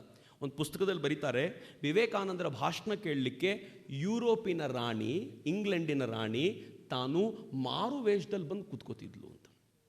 ಯಾಕೆ ಅಂತಂದರೆ, ಒರಿಜಿನಲ್ ವೇಷದಲ್ಲಿ ಬಂದರೆ ಅಬದ್ಧ ಅದು. ಆಳುವ ದಣಿ ತಾನು ತನ್ನ ಸೇವಕ ಆಡುವ ಮಾತನ್ನು ಕೇಳಲಿಕ್ಕೋಸ್ಕರ ಬಂದು ಕೂತ್ಕೊಳ್ಳೋದು ಶೋಭೆ ತರಲ್ಲ ಅಂತ. 2ನೇದು, ಕೇಳದೆ ಹೋದರೆ ಊರಿನವರೆಲ್ಲ ಕೇಳ್ತಾರೆ, ವಿವೇಕಾನಂದರ ಭಾಷಣ ಕೇಳಲಿಲ್ವಾ, ಹೆಂಗಿರ್ಬೋದು ಅಂತ. ಇದಕ್ಕಿಂತ ದೊಡ್ಡ ಅವಮಾನ ಜೀವನದಲ್ಲಿ ಮತ್ತೊಂದಿಲ್ಲ ಅಂತ ಕೇಳಬೇಕು ಅಂತ ಮಾರು ವೇಷದಲ್ಲಿ ಬಂದು ಕೂತ್ಕೊಂಡು ಹೋಗ್ತಿದ್ಲು ಅಂತ. ಹೇಗಿದ್ದಿರ್ಬೋದು ಅಂದರೆ, ವಿವೇಕಾನಂದರ ಮಾತುಗಳನ್ನು ಕೇಳಿಕೆ ಯುರೋಪಿನ ಬುದ್ಧಿವಂತರು ಬಂದು ಕೂತ್ಕೋತಿದ್ರು. ವಿವೇಕಾನಂದರು ಭಾರತೀಯತೆಯನ್ನು ಅಲ್ಲಿ ಬೋಧಿಸಿದ್ರು, ಹಿಂದುತ್ವದ ಸಾರವನ್ನು ಜಗತ್ತಿಗೆ ತಿಳಿಯಪಡಿಸಿದ್ರು ಅಂತಂದಾಗ ಇಲ್ಲಿನ ಒಬ್ಬ ತರುಣನ ಕಾಲರ್ ಟೈಟ್ ಆಗಿರದೇ ಇರುತ್ತಾ ಅಂತ ಹೇಳಿ ಅಂತ ಸುಮ್ಮನೆ ಯೋಚನೆ ಮಾಡಿ ಕೂತ್ಕೊಂಡು ನನಗೆ ಇವತ್ತು ಕೇಳಬೇಕಾದ್ರೆ ರೋಮಾಂಚನ ಆಗುತ್ತೆ. ವಿವೇಕಾನಂದರ ಅವತ್ತು ಆ ವೇದಿಕೆ ಮೇಲೆ ನಿಂತು ಮಾತನಾಡಬೇಕಾದಾಗ ವಿವೇಕಾನಂದರ ಬೆಸ್ಟ್ ಪಾರ್ಟ್ ಏನು ಗೊತ್ತೇನು? ಅವರು ಸುಮ್ಮನೆ ಹಿಂದುತ್ವ ಸರ್ವಶ್ರೇಷ್ಠ ಅಂತ ಮಾತಾಡಿದವರಲ್ಲ. ಹಿಂದುತ್ವದ ಎಲ್ಲ ವೀಕ್ನೆಸ್ಗಳನ್ನು ಅಕ್ಸೆಪ್ಟ್ ಮಾಡಿಕೊಂಡ್ರು.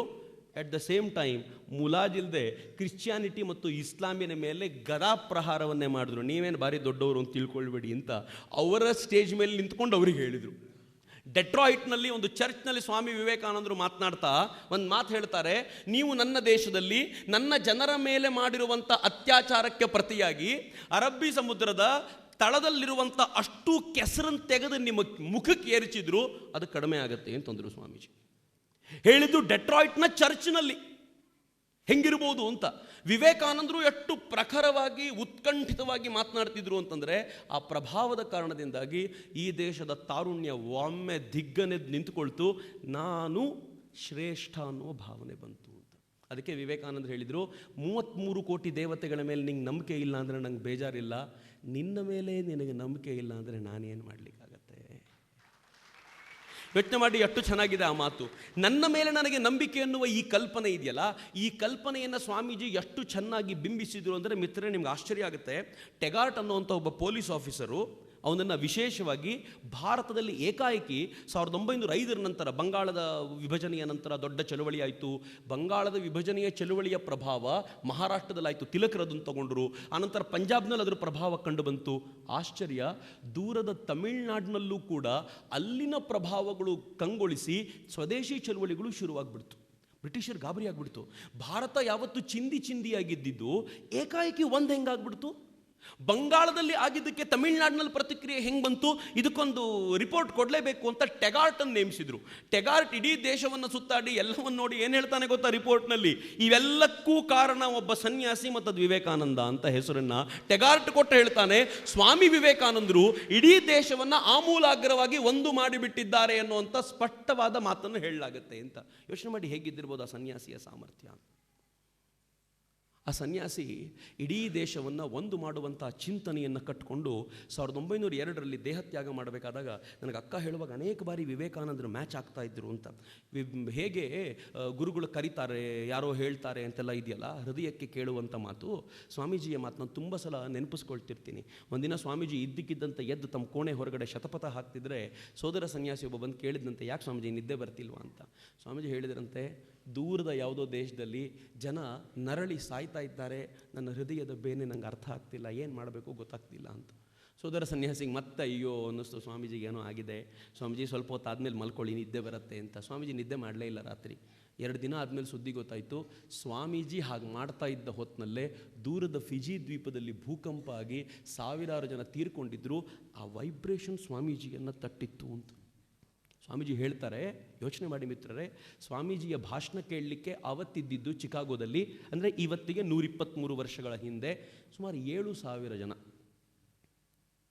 ಆದರೆ ಸ್ವಾಮೀಜಿ ಆನಂತರ ಮಿಲಿಯನ್ ಗಟ್ಟಲೆ ಜನರನ್ನು ಪ್ರೇರೇಪಿಸಿದರು. ಬಿಲೀವ್ ಮೀ, ಇವತ್ತು ಬಿಲಿಯನ್ ಗಟ್ಟಲೆ ಜನರು ಸ್ವಾಮೀಜಿಯ ವಿಚಾರಗಳಿಗೋಸ್ಕರ ಬಡದಾಡ್ತಿದ್ದಾರೆ ಅಂತ, ಸ್ವಾಮೀಜಿಯ ವಿಚಾರಗಳನ್ನು ಕೇಳಿಕೊಂಡು ಕೆಲಸ ಮಾಡಬೇಕು ಅಂತ ಹೊರಡುತ್ತಿದ್ದಾರೆ ಅಂತ. ಹೆಂಗಿರ್ಬೋದು ಅಂತ ಯೋಚನೆ ಮಾಡಿ. ಸ್ವಾಮೀಜಿ ಹೇಳಿದ್ರಂತೆ ಒಂದ್ಸಲ ತನ್ನ ಸೋದರ ಸನ್ಯಾಸಿಗಳಿಗೆ, ಈಗ ನಾನು ಏನು ಮಾಡ್ತಿದ್ದೀನಿ ಅಂತ ಗೊತ್ತಾಗಲ್ಲ ನಿಮಗೆ. ಸ್ವಾಮೀಜಿ ಹೇಳಿದ ಮಾತಿದ್ದು, ಈ ವಿವೇಕಾನಂದ ಏನು ಮಾಡ್ದ ಅಂತ ಗೊತ್ತಾಗಬೇಕಾದ್ರೆ ಇನ್ನೊಬ್ಬ ವಿವೇಕಾನಂದನೇ ಹುಟ್ಟು ಬರಬೇಕು, ನಿಮಗೆಲ್ಲ ಅರ್ಥ ಆಗಲ್ಲ ಅದು ಅಂತ. ಸ್ವಾಮೀಜಿ ಹೃದಯಕ್ಕೆ ಮಾತ್ರ ಅರ್ಥ ಆಗ್ಬೋವಂಥದ್ದು. ಅವ್ರು ಹೇಳಿದರು, ನಾನು ತೀರ್ಕೊಂಡು 100 ವರ್ಷಗಳ ನಂತರ ನನ್ನ ಕೂದಲಿಗೋಸ್ಕರವೂ ಕೂಡ ಜನ ಕಿತ್ತಾಡೋದನ್ನು ನೋಡ್ತೀರಿ, ನೀವು ಸ್ವಾಮೀಜಿ ಅಂತ ಕೇಳೋದನ್ನು ನೋಡ್ತೀರಿ, ಆಗ ಅರ್ಥ ಆಗುತ್ತೆ ಅವರಿಗೆ ಅಂತ. ಬಹುಶಃ ನನಗನ್ಸುತ್ತೆ ಇವತ್ತು ಸಮಾಜ ಅರ್ಥ ಮಾಡ್ಕೊಳ್ಳಿಕ್ಕೆ ಶುರು ಮಾಡಿದೆ. ವಿವೇಕಾನಂದ ಯಾರು ಹೇಗೆ ಅನ್ನೋ ಕಲ್ಪನೆಯನ್ನು ಇವತ್ತು ತಿಳ್ಕೊಳ್ಳಿಕ್ಕೆ ಶುರು ಮಾಡಿದೆ. ತಿಲಕರು ಸ್ವಾಮಿ ವಿವೇಕಾನಂದನ ಒಂದ್ಸಲ ಕೇಳಿದ್ರಂತೆ, ನನಗೆಲ್ಲೂ ಇದಕ್ಕೆ ಆಧಾರ ಸಿಗಲಿಲ್ಲ, ಬಟ್ ರಾಮಕೃಷ್ಣಾಶ್ರಮದ ಒಬ್ಬ ಸ್ವಾಮೀಜಿ ಹೇಳಿದ್ದು, ಸ್ವಾಮಿ ವಿವೇಕಾನಂದರು ಹಿಂಗೆ ಹೇಳಿದರು ಅಂತ ಅನೇಕ ಕಡೆ ಉಲ್ಲೇಖ ಬರುತ್ತೆ, ತಿಲಕರಿಗೆ ಹೇಳಿದ್ರು ಇಲ್ವೋ ಅದಕ್ಕೆ ನನಗೆ ಆಧಾರ ಸಿಗಲಿಲ್ಲ. ಆದರೆ ಸ್ವಾಮೀಜಿ ಹೇಳಿದ್ರಿಂದ ನಿಮ್ಮ ಜೊತೆ ಹೇಳ್ತೀನಿ ನಾನು. ತಿಲಕ ಎಲ್ಲಿದ್ದಾರೆ ಜವಾಬ್ದಾರಿಯುಳ್ಳ ಮನುಷ್ಯರು? ಆ ಜವಾಬ್ದಾರಿ ಇರುವ ಮನುಷ್ಯರಿಲ್ಲದೆ ಬಂದಿರುವ ಸ್ವಾತಂತ್ರ್ಯವನ್ನು ಏನು ಮಾಡಬೇಕು ಅಂತ ಸ್ವಾಮೀಜಿ ಕೇಳಿದ್ರಲ್ಲ, ನನಗೆ ಈಗಲೂ ಅನಿಸುತ್ತೆ. ನಾನು ಬೆಂಗಳೂರಲ್ಲಿ ನೋಡ್ತಿರ್ತೀನಿ, ಎಲ್ಲ ಸಾಫ್ಟ್ವೇರ್ ಇಂಜಿನಿಯರ್ಗಳು, ನಾವು ಮದುವೆ ಆಗಿರ್ತೀವಿ, ಮನೆಯಲ್ಲಿ ಕಸ ಬಿಸಾಕೋ ಕೆಲಸ ಗಂಡನಿಗೆ, ಕಸ ಹೆಂಡತಿ ಮಾಡಿರ್ತಾಳೆ, ಬಿಸಾಕೋ ಕೆಲಸ ಗಂಡನಿಗೆ. ಇವತ್ತು ಕೂಡ ರಸ್ತೆಯಲ್ಲಿ ಈ ಕೆಲಸ ನಾನು ನಮ್ಮ ಹುಡುಗರು ಮಾಡ್ಕೊಂಡೇ ಬಂದಿದ್ದೀವಿ. ಕಾರಲ್ಲಿ ಹೋಗಬೇಕಾದ್ರೆ ಆ ಕಸವನ್ನು ಬಿಸಾಕಿ ಹೋಗ್ತಾನಲ್ಲ, ಅವನಿಗೆ ಎಲ್ಲೋ ಒಂದು ಕಾರ್ನರಲ್ಲಿ ಹಾಕಬೇಕು ಅನ್ನೋ ಪ್ರಜ್ಞೆ ಕೂಡ ಇಲ್ಲ. ತಾನು ಅರ್ಜೆಂಟಿಗೆ ಹೋಗೋ ಮುಂಚೆ ಅಲ್ಲಿ ಬಿಸಾಕಿ ಹೋದರೆ ಆಯಿತು ಅಂತ. ಏನು ಜವಾಬ್ದಾರಿ ರೀ ಇದು?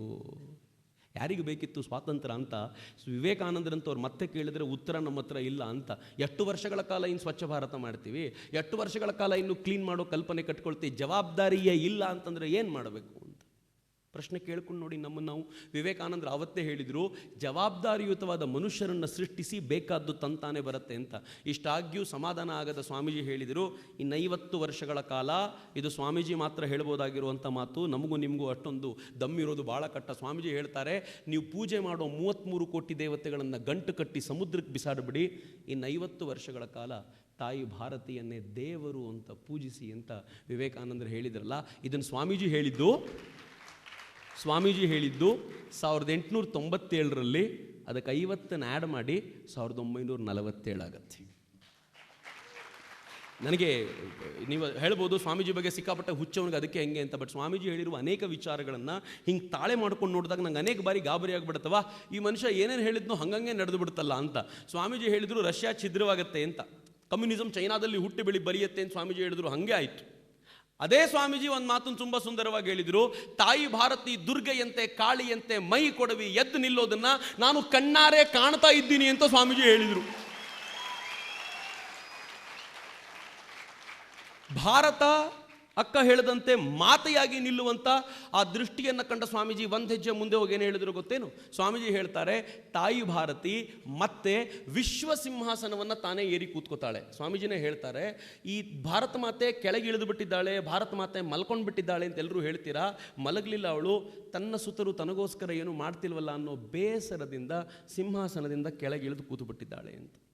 ಸ್ವಾಮೀಜಿ ಹೇಳ್ತಾರೆ, ಒಂದ್ಸಲ ಎದ್ದು ನಿಂತು, ಅಮ್ಮ ನಾವಿದ್ದೀವಿ, ನಿನಗೋಸ್ಕರ ಕೆಲಸ ಮಾಡ್ತೀವಿ ಅಂತ ನಿಶ್ಚಯ ಮಾಡಿ ಭಾರತ ಮತ್ತೆ ತಾಯಿ ಭಾರತಿ ತಾನೇ ಸಿಂಹಾಸನವನ್ನು ಏರಿ ಕೂತ್ಕೋತಾಳೆ, ಮತ್ತೆ ವಿಶ್ವಕ್ಕೆ ಮಾರ್ಗದರ್ಶನ ಮಾಡಬಲ್ಲಂಥ ಆ ಸ್ಥಾನವನ್ನು ಅಲಂಕರಿಸ್ತಾಳೆ ಅಂತೇಳಿ ಏನು ಹೇಳ್ತಾರೆ ಗೊತ್ತಾ?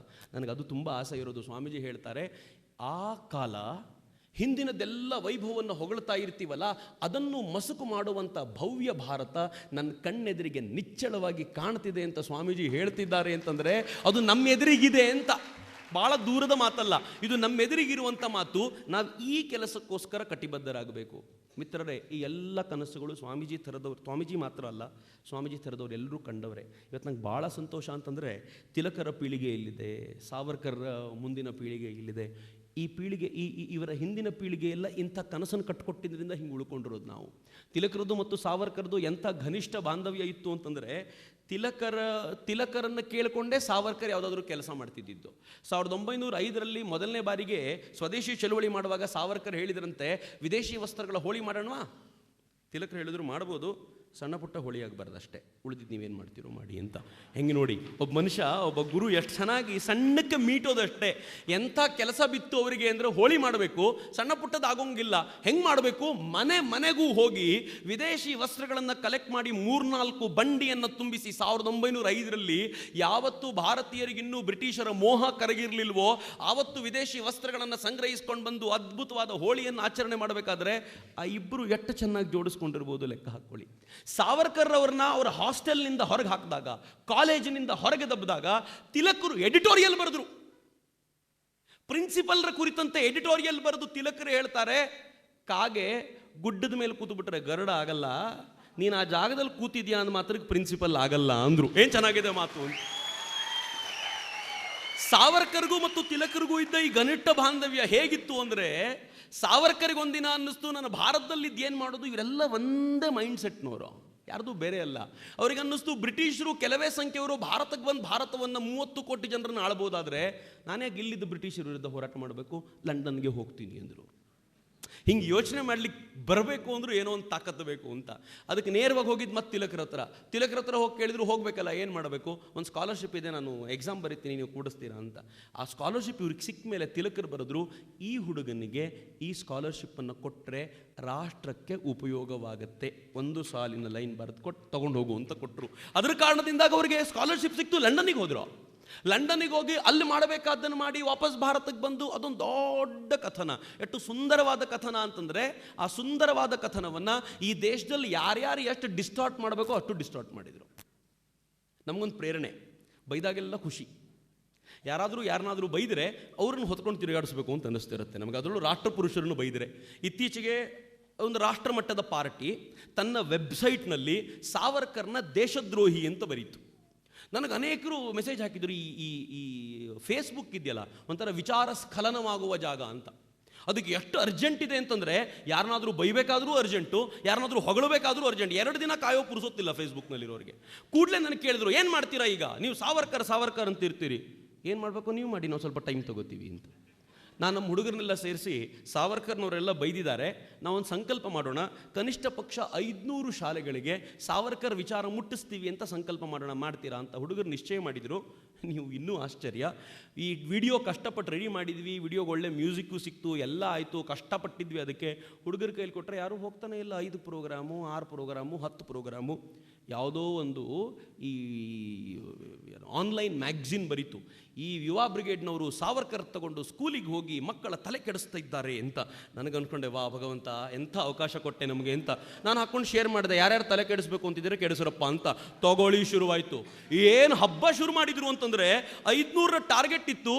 ನೀವು ಬಿಲೀವ್ ಮಾಡಲ್ಲ, ಹೆಚ್ಚು ಕಡಿಮೆ 1000 ಹತ್ತಿರಕ್ಕೆ ಬಂದಿದ್ದೀವಿ ನಾವು. ಆಗಲೇ 1000 ಮುಟ್ಟಿದ್ದೀವಿ. ಯಾವಾಗ ಇವ್ರು ಕಡಿಮೆ ಮಾಡಿದ್ರು ಅನ್ಸುತ್ತೋ, ಯಾವಾಗ ಯಾವುದಾದ್ರೂ ಜಿಲ್ಲೆಯವರು ಪ್ರೋಗ್ರಾಮ್ ಕಡಿಮೆ ಮಾಡಿದ್ರು ಅನ್ಸುತ್ತೋ, ನಾನು ಆ ಆರ್ಟಿಕಲ್ನ ವಾಪಸ್ ಕಳಿಸ್ಕೊಡ್ತೀನಿ ಅವರಿಗೆ, ನೋಡಿ ಹಿಂಗೆ ಬರೆದಿದ್ದಾರೆ ಹುಷಾರು ಅಂತ. ಮತ್ತೊಂದು ಉತ್ಸಾಹ ಅಂತ. ಈ ಉತ್ಸಾಹ ಯಾಕೆ ಅಂತಂದರೆ, ಈ ರಾಷ್ಟ್ರ ಪುರುಷರನ್ನು ಬೈಯೋದಿದೆಯಲ್ಲ, ನಮ್ಮೊಳಗೂ ಒಂದು ಒಳಗೊಂದು ದೇಶಭಕ್ತಿ ಇದೆ, ಇಲ್ಲದೆ ಇರೋನು ಯಾರೂ ಇಲ್ಲ. ಯಾರಾದರೂ ಬೈದಾಗ ಅದು ಸಾವರ್ಕರ್ನ ಬೈದಂತ ಅನ್ಸಲ್ಲ, ನನಗೆ ಯಾರೋ ಬೈತಿದ್ದಾರೆ ಅಂತ. ಈ ಬೈದಿರೋದಕ್ಕೆ ರಿಯಾಕ್ಷನ್ ಏನು ನನಗೆ ಯಾವಾಗಲೂ ಇದೆ. ಯಾರಾದರೂ ನಿಮ್ಮನ್ನು ಬೈದಾಗ ನೀವೇನಾದರೂ ಅವನ ಜೊತೆ ನಿಂತ್ಕೊಂಡು ಕಾದಾಟಕ್ಕೆ ನಿಂತರೆ ಸರಿಯಲ್ಲ ಅಂತ. ನೀವು ರಸ್ತೆಯಲ್ಲಿ ಹೋಗ್ತಿರ್ತೀರಾ, ಕುಡ್ಕೊಂಡು ಯಾರೋ ನಿಮ್ಮನ್ನು ಬೈತಿರ್ತಾನೆ, ನೀವೇನಾದರೂ ಅವ್ನು ಬೈದ ಅಂತ ಅವನ ಜೊತೆಗೆ ನಿಂತ್ಕೊಂಡ್ರೆ 3ನೇ ಅನ್ಕೋತಾನೆ ಇಬ್ಬರು ಕುಡ್ಕೊಂಡು ಜಗಳ ಆಡ್ತಿದ್ದಾರೆ ಅಂತ. ಅವನ ಜೊತೆ ನಿಲ್ಲಬಾರ್ದು, ನಾವು ಸ್ವಲ್ಪ ಟೈಮ್ ತೊಗೋಬೇಕು, ಮುಂದಕ್ಕೆ ಹೋಗಬೇಕು. ಮುಂದಕ್ಕೆ ಹೋದ ನಂತರ ಅವನು ಎಷ್ಟು ಹಿಂದೆ ಇರ್ತಾನೆ ಅಂದರೆ, ಅವ್ನು ಬೈದಿದ್ದು ನಿಮ್ಗೆ ಕೇಳಿಸಲ್ಲ, ಆ ಕೋಪಕ್ಕೆ ಒಂದು 4 ಹೆಜ್ಜೆ ಜಾಸ್ತಿ ನಡೆದು ಬಿಟ್ಟಿರ್ತೀರ ಅಂತ. ಇಷ್ಟೇ ಸಿಂಪಲ್ ಟೆಕ್ನಿಕ್ಕು ಅಂತ. ಈ ಟೆಕ್ನಿಕ್ಕನ್ನು ಫಾಲೋ ಮಾಡ್ತಾ ಯುವ ಬ್ರಿಗೇಡ್ ಇವತ್ತು ಅಷ್ಟು ಶಾಲೆಗಳಲ್ಲಿ ತೋರಿಸಿದ್ಯಲ್ಲ, ನನಗೆ ಇವತ್ತು ಅನ್ನಿಸ್ತಿತ್ತು, ಸ್ವರಾಜ್ ಹಾ ಮಾಜಾ ಜನ್ಮಸಿದ್ಧ ಅಧಿಕಾರ ಹೇ ಅಂತ ಏನು ಅವ್ರು ಹೇಳಿದರು. ಸ್ವರಾಜ್ಯ ನನ್ನ ಜನ್ಮಸಿದ್ಧ ಹಕ್ಕು. ಅವ್ರು ಹೇಳಬೇಕಾದ್ರೆ ನನಗೂ ರೋಮಾಂಚನ ಆಗ್ತಿತ್ತು. 100 ವರ್ಷ ಆಯಿತು ಇದಕ್ಕೆ ಅಂತ. ಏನಾದರೂ ಮಾಡಬೇಕಲ್ಲ ಅದಕ್ಕೆ. ಸ್ವರಾಜ್ಯ ನನ್ನ ಜನ್ಮಸಿದ್ಧ ಹಕ್ಕು ಹೇಗೋ, ಸುರಾಜ್ಯವನ್ನು ಪಡೆಯೋದು ಕೂಡ ನನ್ನ ಜನ್ಮಸಿದ್ಧ ಹಕ್ಕೆ. ನೀವು ಈ ದೇಶವನ್ನು, ಈ ರಾಜ್ಯವನ್ನು ಕೆಟ್ಟದಾಗಿ ಆಳುವಂತಿಲ್ಲ. ಈ ದೇಶವನ್ನು, ಈ ರಾಜ್ಯವನ್ನು ಸರಿಯಾಗಿ ಆಳಬೇಕಾಗಿರೋದು ನಿಮ್ಮ ಕರ್ತವ್ಯ. ಯಾಕೆ ಅಂದರೆ ಸುರಾಜ್ಯವೂ ನನ್ನ ಜನ್ಮಸಿದ್ಧ ಹಕ್ಕು ಅಂತ ಇವತ್ತಿನ ತರುಣರಿಗೆ ಸರಿಯಾಗಿ ವಿಚಾರ ಮುಟ್ಟಿಸ್ಲಿಕ್ಕೆ ನಾವ್ಯಾಕೊಂದು ಹೊಸ ಮೂವ್ಮೆಂಟ್ ತೊಗೊಳ್ಬಾರ್ದು ಅಂತ ನನಗೆ ಅನಿಸುತ್ತೆ.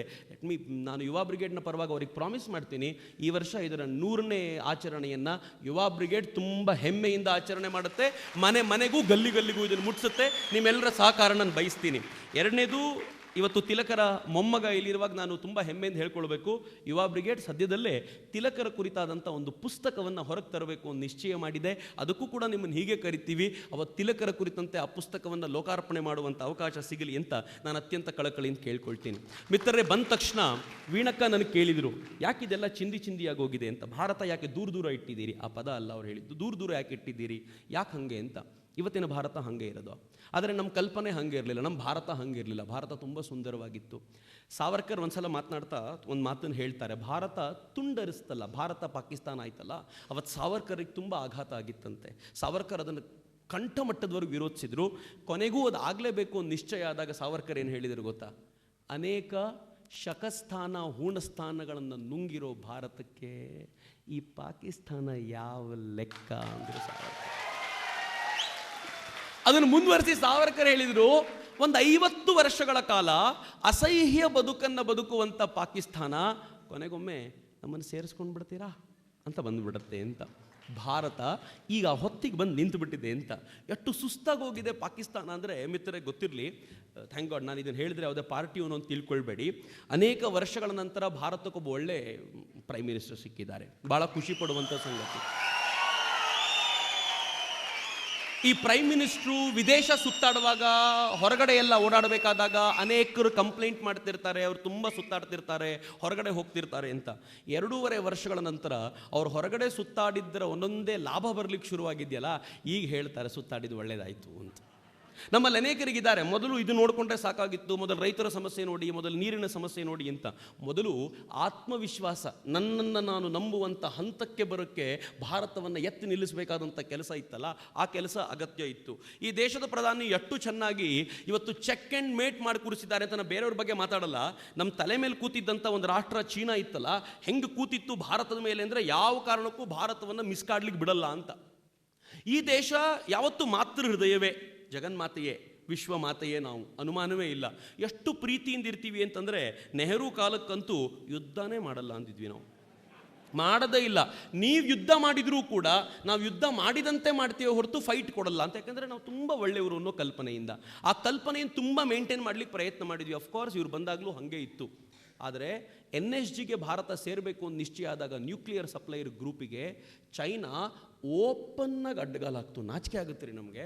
ಪಕ್ಕದ ಮನೆಯವರಿಗೆ ಓಪನ್ನಾಗಿ ನಾವೇನಾದರೂ ಬೈಬೇಕಾದಾಗ ಮುಚ್ಚಿಟ್ಕೊಂಡು ಯಾರಾದರೂ ಕರ್ಕೊಂಬಂದು ನಿಲ್ಸಿ ಮೂರನೇವ್ರ ಹತ್ರ ಬೈಸ್ತೀವಿ. ಆದರೆ ಚೈನಾ ಹಂಗೆ ಮಾಡಲಿಲ್ಲ, ನಿಂಗೆ ನಾನೇ ಬೈಯೋದು ಅಂತ ಹೇಳ್ತು. ಚೈನಾ ಧಾರ್ಷ್ಟ್ಯನೇ ಹಂಗೆ. ಅವ್ರು ಯಾವತ್ತೂ ಯಾರನ್ನೂ ಕೇರ್ ಮಾಡಲಿಲ್ಲ, ಭಾರತವನ್ನಂತೂ ಕೇರೇ ಮಾಡಲಿಲ್ಲ. ಯಾಕೆ ಅಂದರೆ ಅವ್ರ ಏಜೆಂಟ್ಗಳು ಭಾಳ ಜನ ಇಲ್ಲೇ ಇದ್ದಾರೆ. ಅವರು ಇಲ್ಲಿ ಕೂತ್ಕೊಂಡು ಚೈನಾದ ಪರವಾಗಿ ಬೇಕಾಗಿರೋ ಕೆಲಸ ಮಾಡ್ತಾರೆ. ಯಾವತ್ತು ಎಲ್ಲಿ ಚಾವಿ ತಿರುಗಿಸ್ಬೇಕೋ ಗೊತ್ತು ಅವರಿಗೆ. ಈ ಕೆಲಸ ಚೆನ್ನಾಗಿ ಮಾಡ್ಕೊಳ್ತಾರೆ, ಧೈರ್ಯವಾಗಿ ಆ ಕೆಲಸವನ್ನು ಮಾಡ್ತಾ ಕೂತವರು. ಯಾವಾಗ ಇದು ನಿಶ್ಚಯ ಆಗ್ಬಿಡ್ತೋ, ಯಾವಾಗ ಹಿಂಗಾಯ್ತೋ, ಚೈನಾ NSGಗೆ ನ್ಯೂಕ್ಲಿಯರ್ ಸಪ್ಲೈರಿಗೆ ನಾವು ಹೋಗಬಾರ್ದು ಅಂತ ಅಡ್ಡಗಾಲ ಹಾಕ್ತು. ಭಾರತ ಅಷ್ಟೊತ್ತಿಗೆ ಮಿಸೈಲ್ ಟೆಕ್ನಾಲಜಿ ಕಂಟ್ರೋಲ್ ರೆಜಿಮಿಗೆ ಸೇರಾಗಿತ್ತು. ಮಿಸೈಲ್ ಟೆಕ್ನಾಲಜಿ ಕಂಟ್ರೋಲ್ ರೆಜಿಮ್ ಅಂದರೆ ಏನು ಗೊತ್ತಾ? ಮಿಸೈಲ್ ಟೆಕ್ನಾಲಜಿನ ಟ್ರಾನ್ಸ್ಫರ್ ಮಾಡಬಲ್ಲಂತ, ಬೇರೆಯವರಿಗೆ ಮಿಸೈಲ್ ಕೊಡಬಲ್ಲಂತ ಅಧಿಕಾರವನ್ನು ಪಡೆದಿರೋದು ಇಡೀ ಜಗತ್ತಿನಲ್ಲಿ 35 ರಾಷ್ಟ್ರಗಳು ಮಾತ್ರ ಅಂತ ಮೆಂಬರ್ಶಿಪ್ಪನ್ನು ಪಡ್ಕೊಂಡಿವೆ. ಅದರಲ್ಲಿ ಏಷ್ಯಾದ ಏಕೈಕ ರಾಷ್ಟ್ರ ಭಾರತ. ಈ ಮಿಸೈಲ್ ಟೆಕ್ನಾಲಜಿ ಕಂಟ್ರೋಲ್ ರೆಜಿಮ್ಗೆ NSGಗೆ ಹೋಗೋಕ್ಕಿಂತ ಮುಂಚೆ ಭಾರತ ಹೋಗಿದ್ದನ್ನಾದರೂ ಚೈನಾ ಅರ್ಥ ಮಾಡ್ಕೋಬೇಕಿತ್ತು. ಬಟ್ ಚೈನಾ ಯಾವತ್ತೂ ಅರ್ಥ ಮಾಡ್ಕೊಳ್ಳಿಲ್ಲ. ಕಂಟ್ರೋಲ್ ಅಡ್ಡಗಾಲ ಹಾಕಿ ನಾವು ಹೋಗದೇ ಇರೋ ಥರ ನೋಡ್ಕೊಳ್ತು. ಆದರೆ ಚೈನಾಕ್ಕೆ ಮರ್ತೋಗಿತ್ತು, ಈ ಟೀಮಿನ ಮೆಂಬರ್ ಆಗದೆ ಪಾಕಿಸ್ತಾನಕ್ಕೆ ಟೆಕ್ನಾಲಜಿನೂ ಕೊಟ್ಟಿದೆ, ಮಿಸೈಲು ಕೊಟ್ಟಿದೆ. ಈಗ ಅಂತಾರಾಷ್ಟ್ರೀಯ ಮಟ್ಟದಲ್ಲಿ ಚೈನಾದ ವಿರುದ್ಧ ಎಬ್ಬಿಸಬಲ್ಲಂಥ ತಾಕತ್ತಿದ್ದಿದ್ದು ಒಂದೇ ರಾಷ್ಟ್ರಕ್ಕೆ, ಅದು ಭಾರತಕ್ಕೆ, ನಮ್ಮ ಭಾರತಕ್ಕೆ. ಇದನ್ನು ಯಾವಾಗ ಗೊತ್ತಾಯ್ತೋ, ಚೈನಾಕ್ಕೆ ಅರ್ಥ ಆಯಿತೋ, ಚೈನಾ ನಿಧಾನಕ್ಕೆ ಹೇಳಲಿಕ್ಕೆ ಶುರು ಮಾಡ್ತು, ಪ್ಲೀಸ್ ನನ್ನನ್ನು ಮಿಸೈಲ್ ಟೆಕ್ನಾಲಜಿ ರೆಜಿಮಿಗೆ ಸೇರಿಸ್ಲಿಕ್ಕೆ ಸ್ವಲ್ಪ ಹೆಲ್ಪ್ ಮಾಡಿ. ಭಾರತ ಹೇಳ್ತು, ಮೊದಲು ನಾನು NSG, ಆಮೇಲೆ ನೀನು MTCR.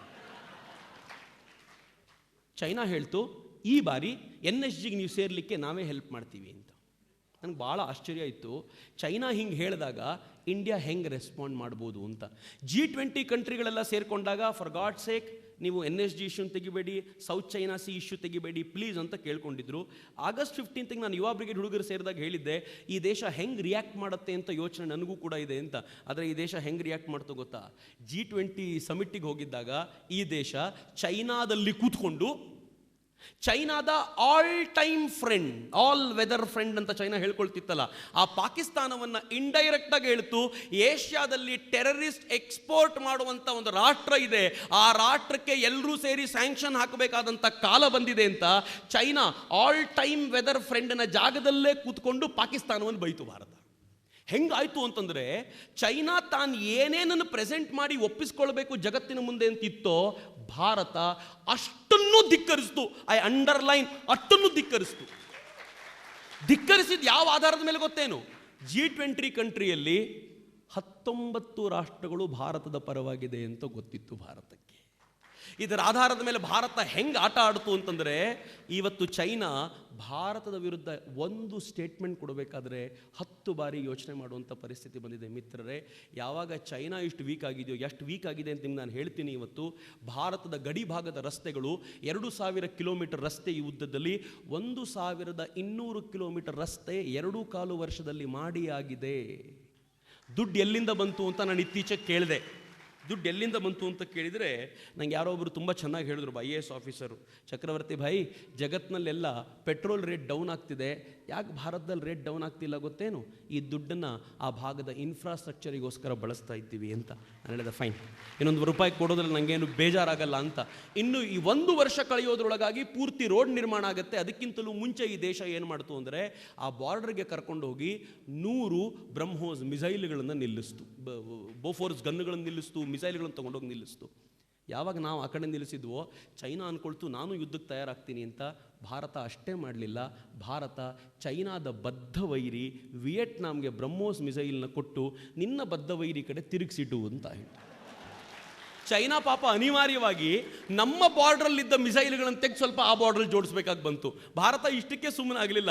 ಜಪಾನ್ ಜೊತೆ ಚೆನ್ನಾಗಿ ಸಂಬಂಧ ಇಟ್ಕೊಂಡಿದ್ರ ಪರಿಣಾಮ ಜಪಾನ್ ಏನು ಮಾಡ್ತು ಗೊತ್ತಾ, ಈ ಬಾರಿ ತನ್ನ ರಕ್ಷಣಾ ಬಜೆಟನ್ನು ಹಿಂದೆಂದಿಗಿಂತಲೂ 20% ಜಾಸ್ತಿ ಮಾಡಿ ಜಪಾನ್ ಹೇಳ್ತು, ನಾನು ಇದನ್ನ ಏರ್ ಟು ಲ್ಯಾಂಡ್ ಮಿಸೈಲ್, ನಾನು ಇದನ್ನ ವಾಟರ್ ಟು ಲ್ಯಾಂಡ್ ಮಿಸೈಲ್ ತಯಾರು ಮಾಡ್ಲಿಕ್ಕೋಸ್ಕರ ಬಳಸ್ಕೊಳ್ತೀನಿ ಅಂತ ಹೇಳ್ತು. ಚೈನಾಗೆ ಗೊತ್ತಿತ್ತು ಪೂರ್ತಿ ಅಟ್ಯಾಕ್ ನನ್ನ ಮೇಲೆ ಅಂತ. ಚೈನಾ ಇನ್ನೊಂದಷ್ಟು ಮಿಸೈಲ್ ತಗೊಂಡೋಗಿ ಆ ಕಡೆ ಇಡ್ತು, ನಮ್ಮ ಬಾರ್ಡರ್ ಸೇಫ್. ಯಾವಾಗ ಚೈನಾ ಇಟ್ಟು ವೀಕ್ ಆಯಿತೋ ಅದರ ಅಕ್ಕಪಕ್ಕದ ಅದರ ಏನು ಆಶ್ರಯದಲ್ಲಿ ಬೆಳೀತಿದ್ದಂಥ ಪಾಕಿಸ್ತಾನ ಗಾಬರಿ ಶುರುವಾಗ್ಬಿಡ್ತು. ಅದಾಗಲೇ ಅಮೆರಿಕ ಭಾರತದ ಸ್ನೇಹಕ್ಕೆ ಒಳಗಾಗಿ ಪಾಕಿಸ್ತಾನವನ್ನು ಮಾತನಾಡಿಸೋದನ್ನು ಬಿಟ್ಟಿದ್ದರ ಪರಿಣಾಮ ಇವತ್ತು ಪಾಕಿಸ್ತಾನ ಹೇಗಾಗೋಗಿದೆ ಅಂತಂದರೆ, ಕಾಶ್ಮೀರದಲ್ಲಿ ಗಲಾಟೆ ಮಾಡಿಸ್ತಲ್ಲ, ಬುರ್ಹಾನ್ ವನಿ ತೀರ್ಕೊಂಡ ನಂತರ ಕಳೆದ 60 ದಿನಗಳಿಂದ ಕಾಶ್ಮೀರದಲ್ಲಿ ಗಲಾಟೆ ನಡೀತಿದೆಯಲ್ಲ, 2 ತಿಂಗಳಾಯಿತು. ಆ ಗಲಾಟೆಗೆ ಪೂರ್ತಿ ಕಾರಣ ಪಾಕಿಸ್ತಾನ ಅಂತ ಗೊತ್ತಾಗಿ ಭಾರತ ಮೊದಲನೇ ಬಾರಿಗೆ ಗಟ್ಟಿ ಕ್ರಮವನ್ನು ತಗೊಂಡು ಹೇಳ್ತು, ನೀವೇನಾದರೂ ಕಾಶ್ಮೀರದಲ್ಲಿ ಗಲಾಟೆ ಮಾಡಿದರೆ ಬಲೂಚಿಸ್ತಾನದಲ್ಲಿ ಏನು ಮಾಡಬೇಕು ಅಂತ ನಮಗೆ ಗೊತ್ತಿದೆ. ಮಿತ್ರರೇ, ಇವತ್ತು ಬಲೂಚಿಸ್ತಾನದ ಗಲಾಟೆ ಎಷ್ಟರ ಮಟ್ಟಿಗೆ ಬಂದು ನಿಂತ್ಕೊಂಡಿದೆ ಅಂತಂದರೆ, ನಾನು ಸುಮ್ಮನೆ ಕನೆಕ್ಟ್ ಮಾಡ್ತಿದ್ದೀನಿ ವಿವೇಕಾನಂದರ ಕಲ್ಪನೆ. ಅಖಂಡ ಭಾರತ ನನ್ನ ಜೀವನದ ಅಂತಿಮ ಕಲ್ಪನೆ ಏನಲ್ಲ, ಹಂಗಂತ ತಿಳ್ಕೊಳ್ಬೇಡಿ. ಆದರೆ ಅಖಂಡ ಭಾರತ ಒಂದು ಹೆಜ್ಜೆ ಅಷ್ಟೇ ಅನ್ನೋ ಕಾರಣಕ್ಕೋಸ್ಕರ ಹೇಳ್ತೀನಿ. ಬಲೂಚಿಸ್ತಾನ ಎಷ್ಟು ಇವತ್ತು ದೊಡ್ಡ ಮಟ್ಟದಲ್ಲಿ ಗಲಾಟೆ ಶುರುವಾಗಿದೆ ಅಂತಂದರೆ, ಕಳೆದ 15 ದಿನಗಳ ಹಿಂದೆ, 1 ತಿಂಗಳ ಹಿಂದೆ ಬಲೂಚಿಸ್ತಾನ ನಾವು ಬಡ್ಕೋಬೇಕಿತ್ತು, ಯಾರಿಗೂ ಅರ್ಥ ಆಗ್ತಿರ್ಲಿಲ್ಲ. ಇವತ್ತು ಹಳ್ಳಿಯವರಿಗೂ ಅರ್ಥ ಆಗಿದೆ ಬಲೂಚಿಸ್ತಾನ ಅಂತಂದಿದೆ, ಕಾಶ್ಮೀರಕ್ಕಿಂತ ಕೆಟ್ಟದಾಗ ಅಲ್ಲಿ ಪಾಕಿಸ್ತಾನ ನಡ್ಕೋತಿದೆ ಅಂತ ಇಡೀ ಜಗತ್ತು ಮಾತನಾಡ್ಲಿಕ್ಕೆ ಶುರು ಮಾಡಿದೆ. ಎಲ್ಲಿವರೆಗೂ ಅಂತಂದರೆ, 2 ದಿನಗಳ ಹಿಂದೆ ಅಫ್ಘಾನಿಸ್ತಾನ ಪಾಕಿಸ್ತಾನಕ್ಕೆ ಹೇಳ್ತು, ಭಾರತದೊಂದಿಗೆ ವ್ಯಾಪಾರ ಸಂಬಂಧಕ್ಕೆ ವಾಘಾ ಬಾರ್ಡರ್ ಅಡ್ಡ ಹಾಕೋದಾದರೆ ಪಾಕಿಸ್ತಾನ ಅಫ್ಘಾನಿಸ್ತಾನಕ್ಕೆ ಬರುವಂಥ ಎಲ್ಲ ಬಾರ್ಡರ್ಗಳನ್ನು ಬ್ಲಾಕ್ ಮಾಡಿಬಿಡ್ತೀನಿ, ಯೋಚನೆ ಮಾಡಿ ಅಂತ ಎಚ್ಚರಿಕೆ ಕೊಡ್ತು. ಪರಿಣಾಮ ಏನಾಯಿತು ಗೊತ್ತಾ? ಅಕಸ್ಮಾತ್ ಅಲ್ಲಿ ಬ್ಲಾಕ್ ಮಾಡಿಬಿಟ್ರೆ ಪಾಕಿಸ್ತಾನಕ್ಕೆ ಜಗತ್ತಿನ ಕನೆಕ್ಷನ್ನೇ ಇಲ್ಲ ಅಂತ ಗೊತ್ತಾದ ಪಾಕಿಸ್ತಾನ, ಇಲ್ಲಪ್ಪ ನಾವೆಲ್ಲ ಅಡ್ಡ ಹಾಕಿದ್ವಿ, ನೀವು ಯಾವತ್ತು ಬೇಕಿದ್ರೂ ವ್ಯಾಪಾರ ಮಾಡ್ಕೊಳ್ಳಿ ಅಂತ, ಬಿ ನಾರ್ಮಲ್, ಚೆನ್ನಾಗಿರಿ ಅಂತ ಹೇಳೋ ಮಟ್ಟಿಗೆ ಬಂದ್ಬಿಡ್ತು ಅಂತ. ಎಟ್ಟರ ಮಟ್ಟಿಗೆ ಇವತ್ತು ಆಗಿದೆ ಅಂತಂದರೆ, ಬಲೂಚಿಸ್ತಾನ 1971ರಲ್ಲಿ ಹೇಗೆ ಪೂರ್ವ ಪಾಕಿಸ್ತಾನ ಸಪರೇಟ್ ಆಗೋ ಪರಿಸ್ಥಿತಿ ಇದೆಯೋ, ಇವತ್ತು ಬಲೂಚಿಸ್ತಾನ ಹಾಗೆ ಸಪರೇಟ್ ಆಗುವಂಥ ಸ್ಥಿತಿ. ಆಗಸ್ಟ್ 15ರ ನಂತರ ಕೆಲವೇ ದಿನಗಳ ಹಿಂದೆ ಬಲೂಚಿಸ್ತಾನ ಪ್ರತ್ಯೇಕ ಬಲೂಚಿಸ್ತಾನದ ಬಾವುಟ ಹಿಡ್ಕೊಳ್ತು, POK ಪ್ರತ್ಯೇಕ ಬಾವುಟ ಹಿಡ್ಕೊಳ್ತು. ಅದರ ಗಮನಿಸಿದಂಥ ಸಿಂಧ್ನಲ್ಲಿರುವಂಥ ಜನ ಹೇಳಿದರು, ನೀವಿಬ್ಬರೇ ಯಾಕೆ ಪ್ರತ್ಯೇಕ, ನಾವು ಪ್ರತ್ಯೇಕ ಆಗ್ತೀವಿ ಅಂತ. ಹೆಂಗಿದೆ ನೋಡಿ.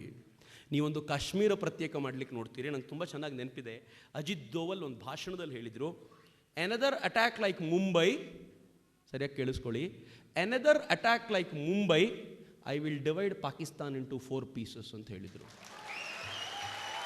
ಇದು ಅವರ ಭಾಷಣದ ಸಾರ. ಅದು ನಂಗೆ ಗೊತ್ತಿರಲ್ಲ ಹೆಂಗಾಗುತ್ತೆ ಅಂತ. ಇವತ್ತಾಗಿದೆ. ನಾನು ನನ್ನ ಮಿತ್ರರನ್ನು ಕೇಳ್ಕೊಳ್ತೀನಿ, ಸಾವರ್ಕರ್ ಕನಸು ನನಸಾಗ್ಬಿಡ್ಲಿ, ಬಲೂಚಿಸ್ತಾನ ಮತ್ತು POKಗಳು ಜಾಯ್ನ್ ಆದರೆ ಹೆಂಗೆ ಕಾಣ್ಬೋದು ಅಂತ ಒಂದ್ಸಲ ನೋಡೋಣ. ಬಾಲ್ಟಿಸ್ತಾನ, ಬಲೂಚು, ಸಿಂಧು, POK ಇವಿಷ್ಟು ಜಾಯ್ನ್ ಆದರೆ ಅದೊಂದು ತುಂಬ ಸುಂದರವಾದ ವಾತಾವರಣ ನಿರ್ಮಾಣ ಆಗ್ಬೋದು.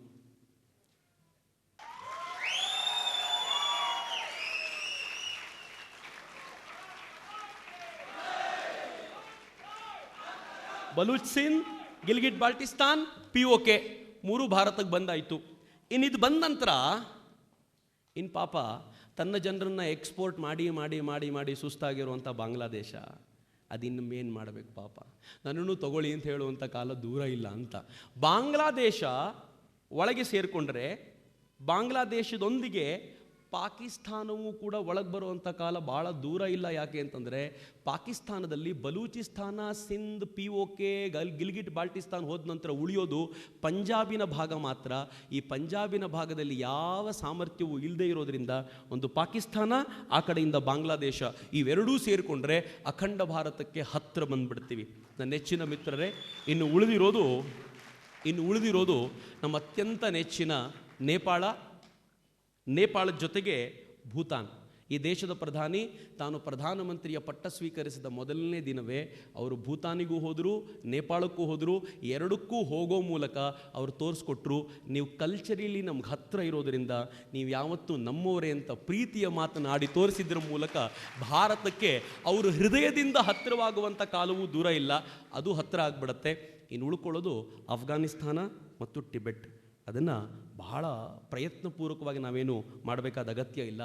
ಜಗತ್ತು ಅದನ್ನು ಬಹಳ ಬೇಗ ಭಾರತದೊಂದಿಗೆ ಹೊಂದಿಸಲಿಕ್ಕೆ ಮಾಡಬೇಕಾದ ಎಲ್ಲ ಕಸರತ್ತನ್ನು ಮಾಡಿಬಿಡುತ್ತೆ ಅಂತ ನನಗೆ ಯಾವಾಗಲೂ ಅನಿಸುತ್ತೆ. ನನ್ನ ನೆಚ್ಚಿನ ಮಿತ್ರರೇ, ಸಾವರ್ಕರ್ರ ಕನಸು ಭಾರತದ ಈ ಹೊತ್ತನ್ನು ನಾವೆಲ್ಲರೂ ದೃಷ್ಟಿ ಕಾಣ್ತಾ ಇದ್ದೀವಿ. ಆದರೆ ನನ್ನ ದೃಷ್ಟಿ ಏನಿದೆ ಗೊತ್ತೇನು? ಅಖಂಡ ಭಾರತ ಭೂಭಾಗದಿಂದ ಮಾತ್ರ ಆಗದೆ ಈ ಭಾರತ ಹೃದಯದಿಂದ ಜಗತ್ತನ್ನು ಆವರಿಸಿಕೊಳ್ಳುವಂಥ ಹಂತಕ್ಕೆ ಹೋಗಬೇಕು ಅಂತ ನಾನು ಹೇಳಿದ್ದು ಅದನ್ನೇ. ಅಖಂಡ ಭಾರತ ಭೂಭಾಗ ಸೇರ್ಕೊಳ್ಳೋದು ಒಂದು ಭಾಗ ಅಷ್ಟೇ. ಯೋಚನೆ ಮಾಡಿ, ಇವತ್ತು ಎಷ್ಟು ಭೂಭಾಗ ಕರ್ನಾಟಕ ಮತ್ತು ತಮಿಳುನಾಡು ಹತ್ತಿರ ಇದೆ, ಆದರೆ ಎಷ್ಟು ಕಿತ್ತಾಡ್ತಿದ್ದೀವಿ ಅಂತ ನೀರಿಗೋಸ್ಕರ. ಎಷ್ಟು ಭೂಭಾಗ ಮಹಾರಾಷ್ಟ್ರ ಮತ್ತು ಕರ್ನಾಟಕ ಹತ್ತಿರ ಇದೆ, ನಾವು ಪಕ್ಕದಲ್ಲಿ ಕೂತಿರ್ಬೋದು, ಆದರೆ ಬೆಳಗಾಂ ವಿಚಾರ ಬಂದಾಗ ಅಂತ ನಾನು ಅವರು ಗಲಾಟೆ ಮಾಡ್ಲಿಕ್ಕೆ ನಿಂತುಬಿಟ್ರು ಆಶ್ಚರ್ಯ ಪಡಬೇಕಾಗಿಲ್ಲ ಅಂತ. ನಾವು ಅಷ್ಟು ವೀಕ್ ಆಗಿಬಿಟ್ಟಿದ್ದೀವಿ ಅಂತ. ಹೃದಯ ಯಾವತ್ತು ಬೆಸೆದುಕೊಳ್ಳುತ್ತೋ ಆಗ ಭೂಭಾಗ ದೂರ ಇದ್ದರೂ ಒಂದಾಗಿರಲಿಕ್ಕೆ ಸಾಧ್ಯ ಆಗುತ್ತೆ ಅಂತ. ಭಾರತ ಮಾಡಬೇಕಾಗಿರುವ ದೊಡ್ಡ ಕೆಲಸ ಹೃದಯದಿಂದ ಜಗತ್ತನ್ನು ಬೆಸಿಬೇಕಾಗಿರುವಂಥದ್ದು. ಬೆಸೆಯುವಂಥ ಹೊತ್ತು ಹತ್ತಿರ ಬಂದಿದೆ. ಹೀಗಾಗಿ ಇವತ್ತು ನೀವು ಐರ್ಲೆಂಡಿಗೆ ಹೋದರೆ ಐರ್ಲೆಂಡಿನ ಮಕ್ಕಳು ಈ ದೇಶದ ಪ್ರಧಾನಿಯನ್ನು ಸ್ವಾಗತಿಸ್ತಾ ಈಶಾವಾಸ್ಯಮಿದಂ ಸರ್ವಂ ಯತ್ಕಿಂಚ ಜಗತ್ಯಾನ್ ತೇನ ತ್ಯಕ್ತೇನ ಭುಂಜೀತಾ ಮಾಗೃದ ಕಸ್ಯ ಸ್ವಿಧನಂ ಅಂತ ಈಶಾವಾಸ್ಯೋಪನಿಷತ್ತಿನ ಮೊದಲನೇ ಮಂತ್ರ ಹೇಳ್ತಾರೆ. ಇವತ್ತು ಈ ದೇಶದ ಪ್ರಧಾನಿ ರಷ್ಯಾಕ್ಕೆ ಹೋದರೆ ರಷ್ಯಾದ ಒಬ್ಬ ಪಾಪ್ ಸಿಂಗರ್ ಓಂ ಗಂಗಣಪತಯೇ ನಮಃ ಅಂತ ಹೇಳ್ತಾಳೆ. ಇವತ್ತು ಜಗತ್ತಿನ ಅಷ್ಟು ಜನ ಜೂನ್ 21ಕ್ಕೆ ಯೋಗ ಮಾಡ್ತಾರೆ. ಯೋಗ ಮಾಡಬೇಕಾದ್ರೆ ಪಾಕಿಸ್ತಾನ ನೆನಪಿಸ್ಕೋತಾರೆ ಅನ್ಕೊಂಡಿದ್ದೀರಾ? ಯೋಗ ಮಾಡಬೇಕಾದ್ರೆ ರಷ್ಯಾನ್ ನೆನಪಿಸ್ಕೋತಾರೆ ಅನ್ಕೊಂಡಿದ್ದೀರಾ? ಯೋಗ ಅಂದಾಗ ಜಗತ್ತು ಭಾರತದ ಕಡೆ ತಿರುಗಿ ನೋಡಿ ಹೇಳ್ತಾರೆ, ನೀವು ಜಗತ್ತಿಗೆ ಯೋಗವನ್ನು ಕೊಟ್ಟ ಗುರು ಅಂತ ಕರೆದು ಅವ್ರ ಕೈ ಮುಗಿದು ನಿಂತ್ಕೋತಾರೆ ಅಂತ. ಜಗತ್ತು ಭಾರತದ ಕಡೆ ಇವತ್ತು ನೋಡ್ಕೊಂಡು ನಿಲ್ಲಬೇಕಾದಾಗ ನಾವು ಹೃದಯವನ್ನು ಗೆಲ್ಲೋ ರೀತಿಯೇ ಹಾಗೆ. ನಾವು ಅಫ್ಘಾನಿಸ್ತಾನಕ್ಕೆ ಹೋಗಿ ಅಫ್ಘಾನಿಸ್ತಾನದ ಜನತೆಗೆ ಈ ದೇಶದ ಟ್ಯಾಕ್ಸ್ನ ಹಣದಲ್ಲಿ 1,000 ಕೋಟಿ ರೂಪಾಯಿ ಖರ್ಚು ಮಾಡಿ ಒಂದು ಡ್ಯಾಮ್ ಕಟ್ಟಿಕೊಡ್ತಾರೆ. ಆ ಡ್ಯಾಮ್ ಕುಡಿಯೋ ನೀರಿಗೋಸ್ಕರ, ಅಲ್ಲಿ ಜನಕ್ಕೆ ಕುಡಿಯೋ ನೀರಿಲ್ಲ ಅಂತ ಗೊತ್ತಾದಾಗ ಈ ದೇಶ ಕುಡಿಯೋ ನೀರಿಗೋಸ್ಕರ ಡ್ಯಾಮ್ ಕಟ್ಟಿಕೊಡುತ್ತೆ. ಮಿತ್ರರೇ, ಹೃದಯ ಗೆದ್ದಿದ್ದು ಹೆಂಗೆ ಅಂತಂದರೆ, ಅಫ್ಘಾನಿಸ್ತಾನದ ಜನತೆ ಒಂದು ಮಾತು ಹೇಳ್ತಾರೆ, ಭಾರತ ಕುಡಿಯೋ ನೀರಿಗೋಸ್ಕರ ಡ್ಯಾಮ್ ಕಟ್ಕೊಡುತ್ತೆ, ಪಾಕಿಸ್ತಾನ ಹೆಚ್ಚಂದರೆ ಆ ಡ್ಯಾಮನ್ನು ಬಾಂಬಿಟ್ಟು ಉಡಾಯಿಸುತ್ತೆ ಅಷ್ಟೇ, ಇನ್ನು ಹೆಚ್ಚಿಂದೇನೂ ಮಾಡಲಿಕ್ಕಾಗಲ್ಲ ಅಂತ. ಭಾರತ ಹೃದಯವನ್ನು ಗೆಲ್ಲೋದು ಹೀಗೆ. ಯಾವುದೋ ಒಂದು ದ್ವೀಪ ಪೂರ್ಣ ಸಮುದ್ರದಲ್ಲಿ ಮುಳುಗಿ ಹೋಗಿದ್ದಾಗ ಆ ದ್ವೀಪ ಜನಕ್ಕೆ ನಿಂತ್ಕೊಳ್ಳಿಕ್ಕೆ ಜಾಗ ಇಲ್ಲ, ಈ ದೇಶಕ್ಕೆ ಅರ್ಥ ಆಗುತ್ತೆ ಆ ದೇಶ ಜನಕ್ಕೆ ಕುಡಿಯೋಕೆ ನೀರಿಲ್ಲ ಅಂತ ಗೊತ್ತಾದಾಗ ಈ ದೇಶ ವಿಮಾನಗಳನ್ನು ತುಂಬಿಸಿ ಕುಡಿಯೋ ನೀರನ್ನು ಆ ದೇಶಕ್ಕೆ ಕೊಟ್ಟು ಯಾವ ಸಂಕಟ ಇದ್ದರೂ ನಾವಿದ್ದೀವಿ ಅಂತ ಹೇಳುತ್ತಲ್ಲ. ಭಾರತ ಜಗತ್ತನ್ನು ಗೆಲ್ಲೋ ರೀತಿ ಹೀಗೆ ಅಂತ. ಕತ್ತಿ ಹಿಡ್ಕೊಂಡು ಚಕ್ರವರ್ತಿ ಆಗೋದು ಭಾರತದ ಕಲ್ಪನೆಯಲ್ಲ, ಆದರೆ ಜಗತ್ತಿಗೆ ತನ್ನ ಆಧ್ಯಾತ್ಮ ಶಕ್ತಿಯ ಮೂಲಕ, ಪ್ರೀತಿಯ ಹಂದರದ ಮೂಲಕ ಆವರಿಸಿಕೊಳ್ಳುವಂಥ ಪರಿಕಲ್ಪನೆ ಇದೆಯಲ್ಲ, ಈ ಪರಿಕಲ್ಪನೆ ವಿವೇಕಾನಂದರು ಕೊಟ್ಟ ಪರಿಕಲ್ಪನೆ. ವಿವೇಕಾನಂದರು ಜಗತ್ತನ್ನು ಗೆಲ್ಲಬೇಕಾದಾಗ ಆಕ್ರಮಣಕಾರಿಯಾಗಿ ಗೆದ್ದಿದ್ದಲ್ಲ, ಪ್ರೀತಿಯಿಂದ. ಯಾವುದೋ ಒಬ್ಬ ಹೆಣ್ಮಗಳು ವಿವೇಕಾನಂದರ ಭಾಷಣ ಕೇಳಲಿಕ್ಕೆ, ವಿವೇಕಾನಂದರ ಮಾತನ್ನು ಪರ್ಸ್ನಲ್ಲಾಗಿ ಕೇಳಬೇಕು ಅಂತ ಬಂದು ಕೂತಿರ್ತಾಳಲ್ಲ, ಮಾರ್ಗ್ರೆಟ್ ನೋಬಲ್ ಅಂತ. ವಿವೇಕಾನಂದರು ಹೆಂಗೆ ಗೆದ್ದರು ಅವಳನ್ನು ಅಂತಂದರೆ, ಮಾರ್ಗ್ರೆಟ್ ನೋಬಲ್ ತನ್ನ ಮನೆ ಮಠ ಬಿಟ್ಲು, ಅಪ್ಪ ಅಮ್ಮನ ಬಿಟ್ಲು, ಅಣ್ಣ ತಮ್ಮಂದರನ್ನ ಬಿಟ್ಲು, ಎಲ್ಲರನ್ನ ಬಿಟ್ಟು ವಿವೇಕಾನಂದರ ಮಿಷನ್ನಿಗೋಸ್ಕರ ಈ ದೇಶಕ್ಕೆ ಓಡಿ ಬಂದುಬಿಡ್ತಾಳೆ. ಯಾವುದೋ ಒಂದು ಹೆಣ್ಮಗಳು, ಅಮೇರಿಕಾದ ಹೆಣ್ಮಗಳು ಜೋಸೆಫಿನ್ ಮ್ಯಾಕ್ಲಾಯ್ಡ್ ವಿವೇಕಾನಂದರ ಎದುರಿಗೆ ಬಂದು ಕೇಳ್ತಾಳೆ, yes Swami, how best I can serve you? ನಾನು ನಿಮ್ಮ ಸೇವೆ ಮಾಡಬೇಕು ಅಂದರೆ ಏನು ಮಾಡಬೇಕು?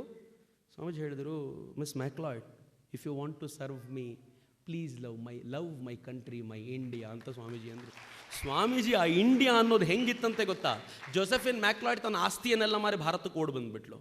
ಎಲ್ಲಿವರೆಗೂ ಅಂತಂದರೆ, ನಿವೇದಿತಾ ಹೇಳ್ತಾಳೆ, ಸ್ವಾಮೀಜಿ ಇಂಡಿಯಾ ಅನ್ನಬೇಕಾದಾಗ ಅದರಿಂದ ರಸ ಸುರಿತಾ ಇತ್ತು, ಅದನ್ನು ಕೇಳಲಿಕ್ಕೆ ಆನಂದ ಆಗ್ತಿತ್ತು. ನೀವೆಲ್ಲ ಎಷ್ಟು ಡ್ರೈ ಆಗಿ ಹೇಳ್ತೀರಪ್ಪ ಅಂತ, ಹೆಂಗಿದ್ದಿರ್ಬೋದು ಅಂತ. ಸ್ವಾಮೀಜಿ ಆ ಭಾವ ಇದೆಯಲ್ಲ, ಪ್ರತಿಯೊಬ್ಬರನ್ನೂ ಜಾಗೃತಗೊಳಿಸುತ್ತೆ ಅಂತ, ಪ್ರತಿಯೊಬ್ಬರನ್ನೂ ಎದ್ದು ನಿಲ್ಲಿಸುತ್ತೆ ಅಂತ. ಎದ್ದು ನಿಂತ ಮೇಲೆ ಮುಂದೆ ಹೆಜ್ಜೆ ಇಡಲಿಕ್ಕೂ ಮತ್ತು ಸ್ವಾಮೀಜಿಯ ಕಲ್ಪನೆಯೇ ಬೇಕು. ಸ್ವಾಮೀಜಿ ಬಿಲಿಯನ್ ಗಟ್ಟಲೆ ಜನರನ್ನು ಇವತ್ತು ಪ್ರೇರಣೆ ಮಾಡ್ತಾ ಇರುವಂಥ ರೀತಿ ಇದು.